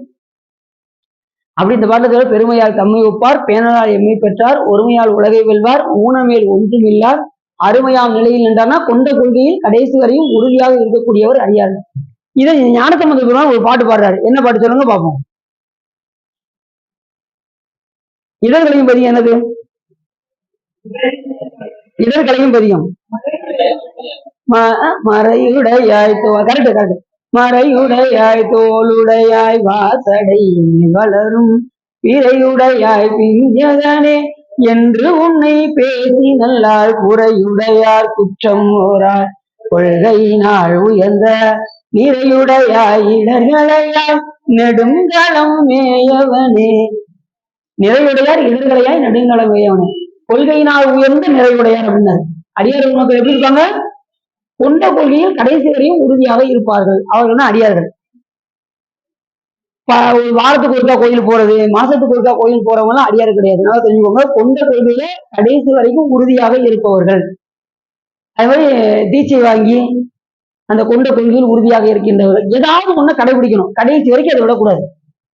தினசரி ஒரு உயிருக்கு வச்சுட்டு தான் சாப்பிடுவேங்கிற அந்த கொள்கையோடு இருப்பது, சிவபூஜை பண்ணிட்டு தான் சாப்பிடுவேங்கிற உறுதியோட இருக்கிறது. இதே பார்த்தீங்கன்னா சிவபூஜை பண்றதுக்கு முன்னாடி என்ன செஞ்சுக்கிறாங்க? காலையில டீ வடை எல்லாமே அப்படி இருக்கக்கூடாது. காலையில சாமிக்கு உணவு கொடுக்காம நாம சாப்பிடக்கூடாதுங்கிற உறுதிப்பாடு நமக்கு இருக்கு. சில பேர் என்ன பண்றாங்க தெரியுமா?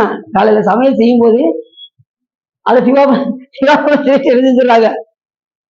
சில பேர் பசி ரொம்ப இருக்குன்னு வச்சுக்கோங்களேன், அந்த நிமிஷமே அர்ப்பணம் பண்ணிட்டு சாப்பிடுறாங்க. அப்படின்லாம் இருக்காங்க. எப்படியாவது சிவபெருமானுக்கு சாத்திடணும், கொடுத்துடணும். கொடுக்காம நாம என்ன செய்யக்கூடாது? உணவு உட்கொள்ளக்கூடாது என்கின்ற உறுதிப்பாடு நமக்கு வர வேண்டும். வழிபாடுக்கு ரொம்ப முக்கியம். நல்லா தெரிஞ்சுக்கோங்க. நம்ம ஏதோ வந்தோம், கோயிலுக்கு போய் சாமியை கும்பிட்டோம், வேலைக்கு போனோம், சாப்பிட்டோம், உண்டு உடுத்தி இங்கு இருப்பதாக போனீரோ என்று இல்லாமல் ஏதாவது ஒரு கொண்ட கொள்கையோடு நாம் இருந்தால் நமக்கு உயர்வு. புரிஞ்சுச்சா? யாரு அது ரொம்ப தனி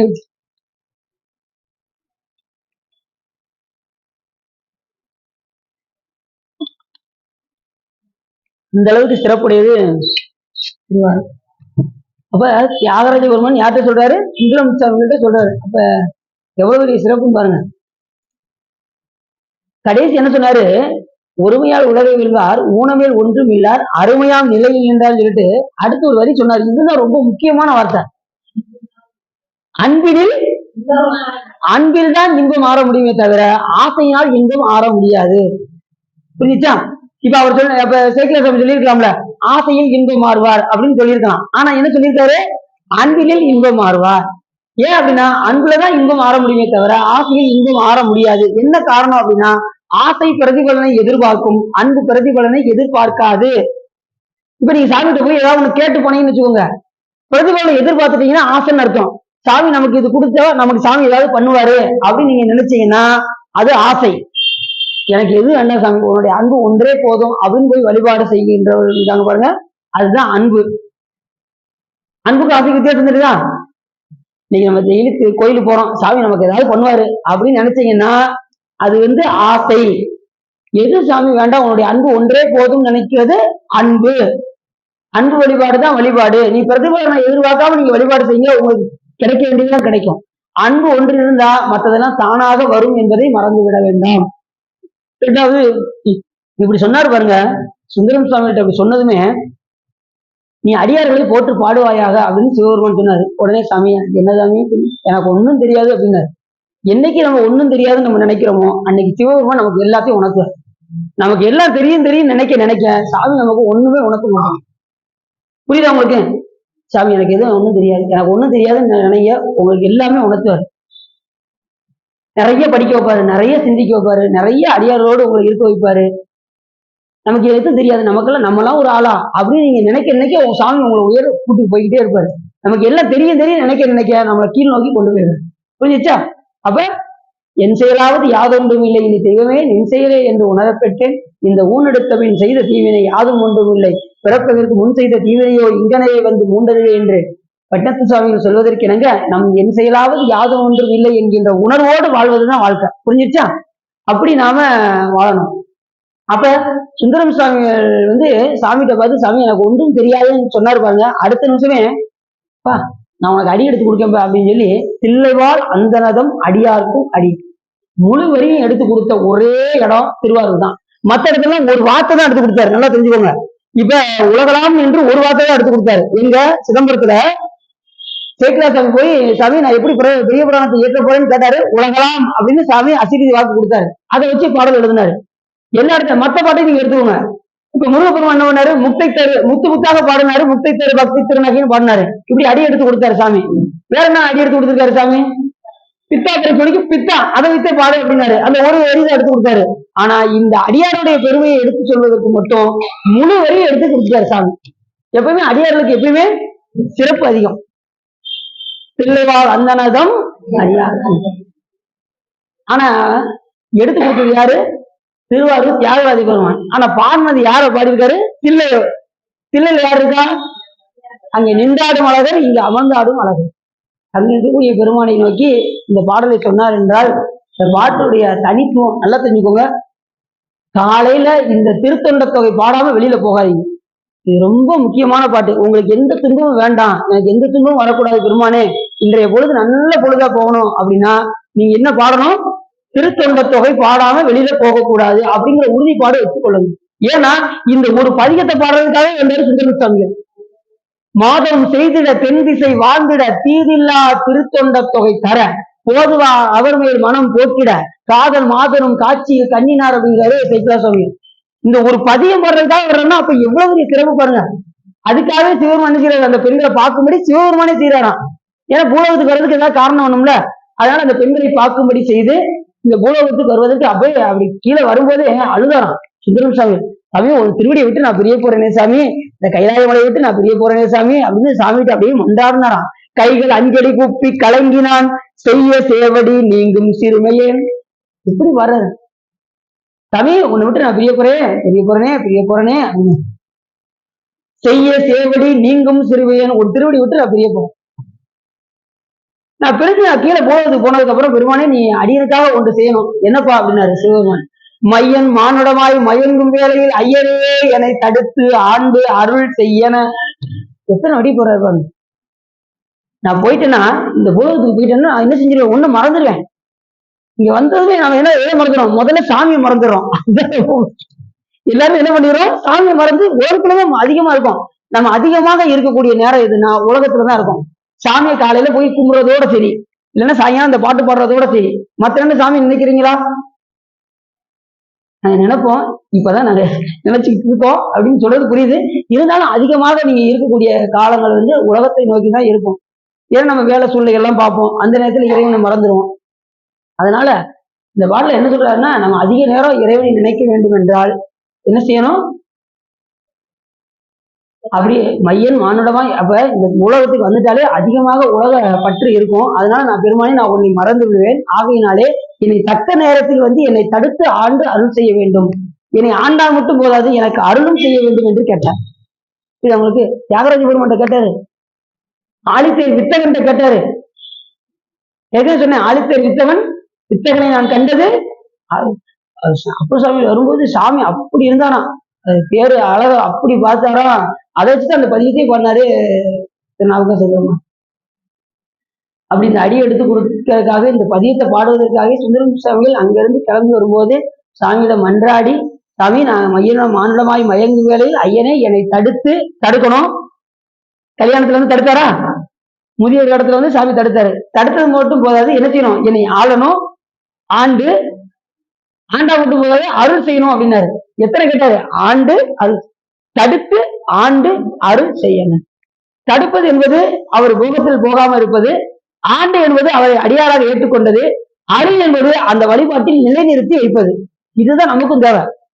பாரொடு விண்ணாய் பரம்பெயும் பரனை பற்று நான் மட்டிலேன் கண்டாய் சீரொடு பொறிவாய் சிவபுரத்து அரசே திருப்பெருந்துறை உரை சிவனே ஆரோடு நோகேன் ஆர்க்கு எடுத்துரைக்கேன் ஆண்ட நீ அருள் இல்லையானால் பார்வலன் உலகில் வாழ்கிறேன் கண்டாய் வருக என்று அருள் புரியாய். ஆரோடு நோகேன் ஆர்க்கு எடுத்துரைக்கேன் ஆண்ட நீ என்னை அருள் இல்லையானால் அப்படின்னு போட்டாரு. ஏன் அப்படி போகணும்? ஆண்டாயிரம் முடிஞ்சு வச்சுல, ஏன் அருள் அப்படின்னாருன்னா அந்த வழிபாட்டில் நிலைநிறுத்தி இருக்க வைக்க வேண்டும். அதுதான் ரொம்ப முக்கியம். எல்லாரும் உத்தரவு போட்டுவாங்க. அதுக்கப்புறம் ஞாயிற்றுக்கிழமை ஆயிடுச்சுன்னா நான் இதை கழட்டி வச்சுக்கிட்டுமா சிவா அப்படிங்கிறாங்க. எதுக்கு? சாப்பிட மட்டன் சாப்பிட்றவங்க நல்லா தெரிஞ்சுக்கோங்க, மல்லாக்கு தண்ணி மறுத்து வைப்பது யாரு? யமன் நரகிடை சென்று முதல்ல என்ன செய்வானா, முதல்ல போனத்தை சூஸ் பண்ணுவானா. நீ மற்றவர்களுடைய இதை அறுத்து சாப்பிட்டுருக்க, சரி நீ என்ன பண்ணு, உனக்கு பெரிய போனம் நீ பூஸ்பான் போனதுக்கு போ அப்படின்னு முதல்ல அனுப்புவான். பூஸ்பாண்டு போனோன்னு இருக்கான். அந்த அறுத்து சாப்பிட்றவங்க எல்லாம், விலங்குகள் எல்லாம் அறுத்து சாப்பிட்றவங்க பூஸ்பாண்டு போனதுக்கு போகணுமா. போய் அந்த போனத்துல போய் கத்திய கையில கொடுத்துருவாராம். உன் சதையை அறுப்பா அப்படின்னு வரான். நம்ம சதையை நம்மளே அறுத்து நாமளே தின்னா அது தீருமா. இங்க கொன்ற பாவம் அங்க போய் நம்ம சதையை நாமளே அறுத்தின்னா அது தீரும். இதை நம்ம ஆளு என்ன பண்ணி வச்சிருக்காங்க? அவன் சொல்றான் நாங்க திங்கிறோம், பாவம் தெரிய போச்சு அப்படின்னு என்ன செய்யறாங்க? அப்படி கிடையாது. இதுக்கு தனியா வள்ளுவரே இதுக்கு இன்னா உலகம் புகழ் அப்படிங்கிறாரு. இன்னா உலகம்னா இந்த நரகலோகம். அதுக்கு எப்படி சொல்றேன்னு பாத்துக்கோங்க. நரகத்தை பத்தி அது 22 கோடி நரகங்கள் இருக்கு. அத்தனை நரகத்திலையும் போய் நம்ம அனுபவிக்கக்கூடிய இதுல நிறைய இருக்கு.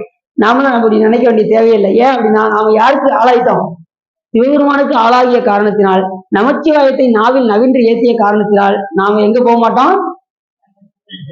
நரகத்துக்கு போகணும். சிவபெருமான் அப்படியே நரகத்துக்கு கொண்டு போயிட்டாருன்னு வச்சுக்கோங்களேன். அப்ப நம்ம ஆள் என்ன பண்ணுவாராம்? எப்பா நிப்பாட்டு அப்படின்னு வரான். மடித்தாடும் அடிமைக்கண் அன்றி மண்ணே நீ வாழும் நாள் தடுத்தாட்சி தருமனா சமர்த்திக்கில் இடும்போது தடுத்து ஆட்கொள்ளும். எவன் கொண்டு போய் தெரியாம போய் அந்த செட்டில வச்சுட்டு சுவிட்ச் ஆன் பண்ண போற நேரத்துல நிப்பாட்டு பாரு நம்ம ஆளுப்பா அப்படிப்பாரான். அப்ப எப்படி சிறப்பு பாருங்க. ஏன் அப்படின்னா இறக்கும் போது ஒருத்தனை காப்பாத்திட்டேன்னு வச்சுக்கோங்க, வாழ்நாள்ல மறக்கவே மாட்டான். அதனால சாமி என்ன பண்ணுவாராம்? அவரை தடுத்து மடித்தாடு மடிமை கண் அன்றி நீ மனே வாழும் நாளும் தடுத்தாட்டி தருமனார் தமிழ் செக்கிடும் போது தடுத்தாற் கொள்வான். யாரு தடுத்தாற் கொள்வான்? தடுத்தளத்து தவறுகளும் எரியகளும் கரிய பாம்பும் பிடித்து ஆடும் புலியும் சிற்றம்பலத்தோரியும் என் பெருமானை பெற்றாவன்றே அப்படின்னாரு சுந்தரசாமி. பாட்டு பாடுறது யாரு? இந்த ஒரு பதிவு தான் நமக்கு கிடைச்சிருக்கு சிதம்பரத்துல. மடித்து ஆடக்கூடிய பெருமான் அப்படி இந்த பாட்டுல மிக அற்புதமா சொல்றாரு. அதனால இந்த தில்லைவாழ் பாட்டை பாடுவதற்காகவே சுந்தரம் சுவாமி அங்கிருந்து வந்து இந்த பதியத்தை பாடினாருன்னா அந்த பதியம் எவ்வளவு முக்கியமானது என்று நம்ம பார்க்கணும். நம்ம பிள்ளைகளுக்கு எல்லாம் இதை சொல்லி கொடுக்கணும். பிள்ளைகள் எல்லாம் மனப்பாடம் செய்ய வச்சிடணும். கூடுமான அளவுக்கு இதுல போட்டி மாதிரி வச்சு பரிசெல்லாம் கொடுக்கணும். தில்லைவாழ் யாரெல்லாம் பாடுறாங்களோ அவங்களுக்கு பரிசு கொடுத்து அவங்களுக்கு சிறப்பு செய்யணும். எப்படியாவது இந்த பதியத்தை அத்தனை பேரும் மனப்பாடமா பாடி சாமிக்கு முன்னாடி பாடிக்கிட்டே இருக்கணும். எங்க போனாலும் இந்த பாட்டை விடக்கூடாது. அப்படி ஒரு முக்கியமான பாட்டு, அப்படி ஒரு முக்கியமான பதிகம். தில்லைவாழ் அந்தரதம் அடியாருக்கும் அடியார். இந்த பதிகத்தை பாடும்போது நல்லா தெரிஞ்சுக்கோங்க. இந்த பதிகத்தை பாடும்போது கடைசி முடிவுல என்ன சொல்றாரு சுந்தரம் சாமிகளே? முதல் மண்ணேசீர் மறைநாவல் எந்த ஊர் பூசல் வரிவளையான் மாணிக்கும் மேசனுக்கும் அடியேன் தென்னவனாய் உலகாண்ட செங்கனார்க்கடியேன் திருநீலகண்டத்து பாணனார்க்கடியேன் என்னவனா என்ன சொன்னாரு? இந்த இடத்துல என்ன சொன்னாரு? என்னவனம் அரணடியே அடைந்திருக்க சடையின் இசைஞானி காதலன் திருநாவலூர் கோன். இது என்ன சொல்ல வர்றாரு அப்படின்னா, இந்த பதிகத்தை பாடும்போது அவருடைய அப்பாவாக விளங்கக்கூடிய சடைய நாயனார் சிவபெருமான் திருவடி சேர்ந்தார். என்னவனாம் அரணடியே சிவபெருமானுடைய திருவடியை சார்ந்த சடைய நாயனார். என்னவனாம் அரணடியே அடைந்திட்ட சடையன். அப்ப சுவாமி திருவடிக்கு போயிட்டாராம் அவரு அவ அப்பா. என்னவனாம் அரணடியே அடைந்திட்ட சடையன் இசைஞானி காதலன். அது இசைஞானிங்கிறது அவங்க அம்மா. இசைஞானி காதலன் திருநாவலூர் கோன் அன்னவனான் ஆளுநன் அடிவை கேட்டு ஒப்பார் ஆரூரில் அம்மானுக்கு. இந்த பதியத்தை பாடுனா நல்ல தெரியும். இந்த பதியத்தை பாடுனா ஆரூர் பெருமானுக்கு நாங்க என்ன ஆயிடுவோம்? அன்பராக ஆகிவிடுவோம். அவரை நம்ம மறக்க மாட்டோம். அதான் சொல்றேன், எப்பயுமே திருவாரூர் பெருமானை நம்ம மறக்காம இருக்கணும்னா இந்த பதியத்தை பாடிக்கிட்டே இருங்க. இந்த பதியத்தை விட்டுறாதீங்க. அவ்வளவு முக்கியமான பதியம். வெளியில போனா இந்த பதியத்தை பாடாம வெளியில போகாதீங்க. கண்டிப்பா இந்த பதியத்தை பாடினா பெருமான் நம்மளை என்ன செய்வாரு? எந்த நிலையிலும் நம்மளை காப்பார். யாரும் விட்டுருவாரா? ஆதித்தர் வித்தகன் நம்மளை விட்டு விடுவாரா? கண்டிப்பாக விட மாட்டார். அப்படிப்பட்ட தனி சிறப்பு. என்ன பாத்தீங்கன்னா சாமி ஒரு இடத்துல இவருக்கு ஒழிச்சு காட்சி கொடுத்தாராம். அதுக்கு ஒட்டு கூத்தனே ஒட்டு தியாகரன்னு பேரு. எங்க திருவாரூர்ல பாத்தீங்கன்னா இந்த சைடுல ஒட்டு தியாகர்னு இருக்கும். சாமி ஒளிஞ்சு சுத்தம் சாமி காட்சி கொடுத்து வேமண்ட நாடுக்கு கோவம் பயங்கரமா வந்துச்சு. என்னடா இந்த ஆளு இப்படி பண்றாரு, நான் இந்த ஊர் எல்லையிலே இருக்க மாட்டேன், நான் இந்த திருவாரூரை விட்டு நான் இந்த எல்லையை நான் மிதிக்க மாட்டேன்னு சபதம் எடுத்துட்டு வெளியில போயிட்டாரு. வெளியில போய் ஊருக்கு எல்லையில போய் ஒரு தனி ஒரு இடத்துல போய் அவர் என்ன பண்ணாரு, வர்ற அடியார்களுக்கெல்லாம் அங்க உணவு கொடுத்துக்கிட்டு தாய்மலை பற்றுக்கொண்டு யாராவது திருவாரூர் மட்டும் சொல்லிட்டாங்கன்னு வச்சுக்கோங்க, பக்கத்துல ஒரு வாழை வச்சிருப்பாராம், ஒரு அருவா வச்சிருப்பாராம், துரத்து வெட்ட போவாராம். ஒவ்வொரு அடியாரும் வருவாங்க, சாமி எங்கிருந்து வருகிறீர்கள் அப்படின்னு சொல்லி பாதத்தை விளக்குவாராம். நான் மதுரையிலிருந்து ஆலவாயிலிருந்து வருகின்றேன் அப்படின்னா என்ன செய்வாரு? பாதத்தை விளக்கி போய் அன்னம் பழிப்பாராம். கொண்டு வந்து மனை புகுந்து குழாவு பாதம் விளக்கி மண்டு காதையின் ஆதனத்திலே அர்ச்சனை செய்தபின் உண்டினாடு விழத்திராறு சுவைதிரத்தில் அண்டநாயகர் தொண்டர் இச்சையில் அமுது செய்ய அளித்துள்ளார் சொல்லி அமுது கொடுப்பாரு. அடுத்து சாமி எங்கிருந்து வருகிறீர்கள்? நான் எந்த ஊரு? திரு நல்லாற்றிலிருந்து வருகின்றேன் அப்படின்னா உடனே பாதத்தை வரைக்கும் கொடுப்பார். இப்படி ஒவ்வொருத்தருக்கா பண்ணிக்கிட்டே இருக்காரு. திடீர்னு ஒரு நாள் பார்த்தாரு சாமி, திருவாரூர் எல்லையே நீ மிதிக்க மாட்டியா, இப்ப பாரு நான் உன்னை என்ன செய்யணும் பாரு அப்படின்னு சாமி என்ன பண்ணாராம், வந்தாராம். பாதத்தை இவர் பார்க்க, சாமி எங்க இருந்து வருகிறீர்கள் அப்படின்னாரு. நான் திருவாரூரில இருந்து வருகிறேன்னு சொன்னாரு பாருங்க. பக்கத்துல எடுத்துக்கிட்டு துரத்தி ஓடுறாரு, சிவபெருமான துரத்திட்டு ஓடுறாரு.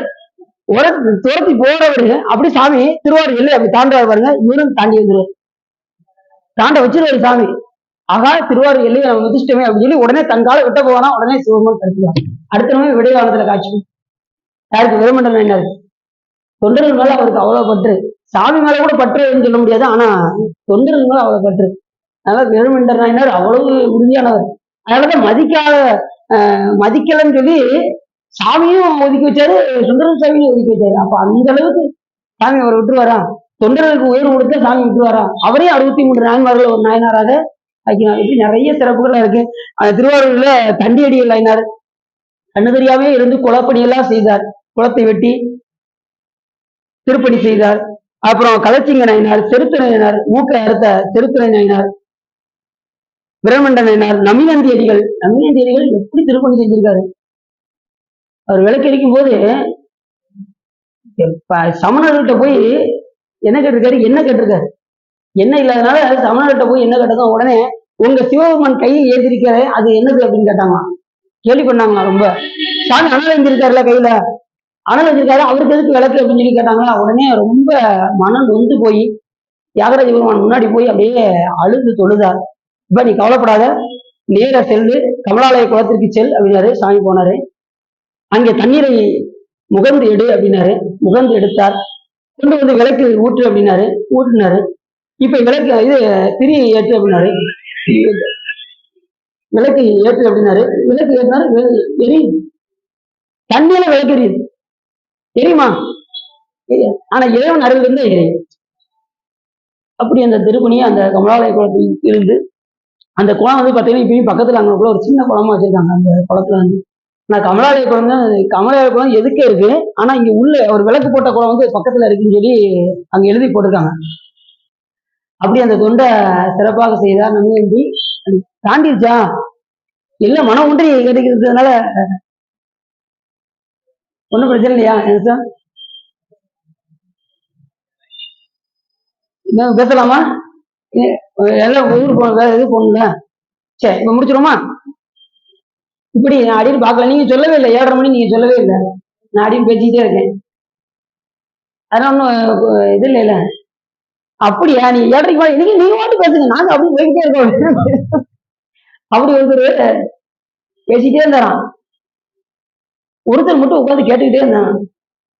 ஏடா இத்தனை பேர் போயிட்டான், ஒருத்தர் மட்டும் இப்படி அழகா கேட்கறானே அப்படின்னு அவருக்காக கூட ஒரு 2 மணி நேரம் பேசியிருக்காரு அவரு. அவருக்கு பொறுமை தாக்கல. ரொம்ப நேரம் உட்காந்து கட்டிக்கிட்டே இருக்கான். கடைசி ஒரு வழியா முடிச்சிட்டாரு. முடிச்சுட்டு அப்பாடா நீ ஒருவனாவது உட்காந்து கடைசி வரைக்கும் கேட்டியப்பா அப்படின்னாரா. போயா விட்டு நீ உட்காந்து இருக்க துண்டு எங்க வீட்டுல இருந்து நான் அது எடுக்க நீ இப்ப சொல்றத உட்காந்து கேட்டுக்கிட்டு அப்படின்னாரா. ஆனா பாவம் என்னுடைய பேச்சு கேட்கறதுக்கு இல்லையா அப்படின்னாரா. ஆனா நீங்க இறைவனோட ஒன்றுனதுனால, நீங்க டைம் போனது தெரியாம நீங்க கேட்டதுனால ரொம்ப சிறப்பு. ஏன்னா நீங்க கேட்டது யார கேட்டிருக்கீங்க? ஆழித்தேர் வித்தகனை கேட்ட இந்த நன்னாள் ஒரு புனிதமான நன்னாள். ஆழித்தேர் வரப்போது, வர்ற என்னைக்கு வருது? வர்ற திங்கட்கிழமை வருது. அத்தனை பேரும் அந்த ஆழித்தேரோட்டத்தில் வந்து கலந்து கொண்டு நீங்கள் சிறப்பு செய்தீர்கள் என்று சொன்னால் பெருமான் உங்களுடைய எல்லா நலன்களையும் சிவபெருமான் பார்த்துக் கொள்வார். அப்படிப்பட்ட தனிச்சிறப்புடையவர் ஆழித்தேர் வித்தகன், திருவாரூர் தியாகராஜ பெருமான் ஆழித்தேர் வித்தகன். அங்க சாமி சுயம்புலிங்கத்துக்கு பக்கத்திலே சுயம்பு மூர்த்தியாக ஒரிஜினல் தியாகராஜ பெருமான் எங்க இருக்காரு? திருவாரூர் ஆதி மூலத்தங்கத்தூர் பக்கத்திலே சாமி தியாகராஜ பெருமான் இருக்காரு. காலையில அந்த மரகத லிங்கத்துக்கு பூஜை பண்ணுவாங்க. அவ்வளவு ரொம்ப முக்கியமா இருக்கும். ஒரு 8:30 மணிக்கு நினைக்கிறேன், அப்படித்தானே? 8:30 மணிக்கு நீங்க எப்ப போனாலும் காலையில 8:30 மணிக்கு மரகத லிங்கத்துல பூஜை நடக்கும். நீங்க எப்ப போனாலும் அந்த 8:30 மணியை விட்டுறாதீங்க. அதை போய் பாத்தீங்கன்னா அவ்வளவு சிறப்புடையது. எல்லாராலையும் பார்க்க முடியாது. பெருமானுடைய கருணை இருந்தால் மட்டுமே அதை பார்க்க முடியும். சென்ற முறை அங்க எங்களுக்கெல்லாம் கிடைத்தது, சாமியுடைய பெரும் கருணையினால் கிடைத்தது. உங்களுக்கும் அது கிடைக்க வேண்டும் என்று இறைவனை பிரார்த்திக் கொள்கிறேன் என்று சொல்லி எல்லாரும் உள்ளம் நிறைந்து உவகை சிறந்து இந்த திருவாரூர் ஆழித்தேர் வித்தகனை பற்றி நீங்கள் கேட்டதினால் உங்களுடைய வல்வினை கரைந்து திருவருள் உரையும் என்று சொல்லி திருப்புகழ் பாடி அடியின் உரையை நிறைவு செய்கின்றேன். திருச்சிற்றம்பலம். இன்னும் நிறைய இருக்கு. தியாகராஜ பெருமானை பற்றி சொல்றதுக்கு நிறைய இருக்கு. ஆனா காலங்கள் பத்தாத சூழ்நிலை காரணத்தினால நம்ம இன்னொரு நாள் நம்ம கண்டிப்பா தியாகராஜ பெருமானை பத்தி நாம பார்ப்போம் என்று சொல்லி இத்துடன் அடியின் உரையை நிறைவு செய்கின்றேன்.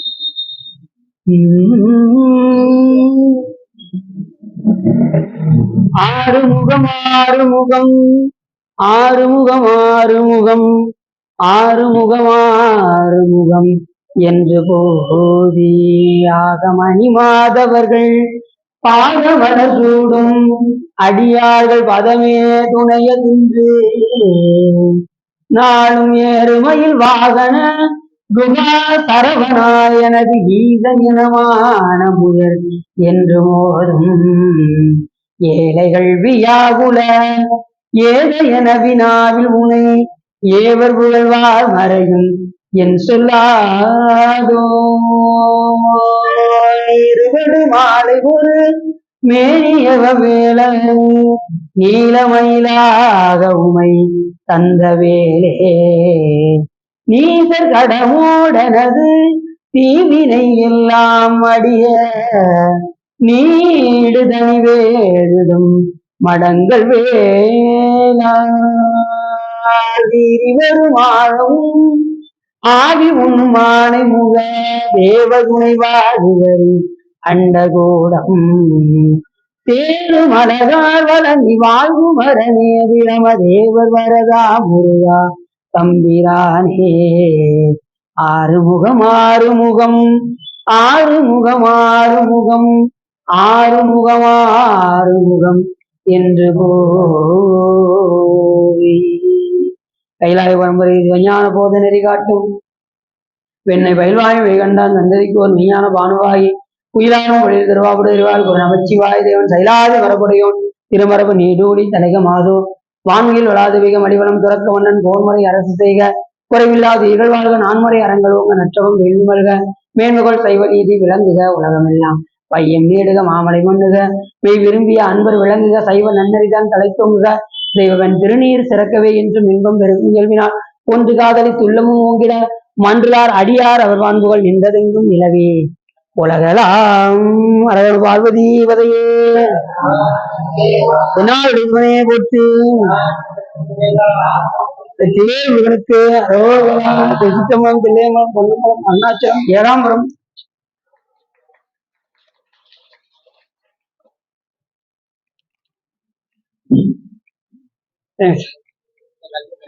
இவ கொடுக்குங்க.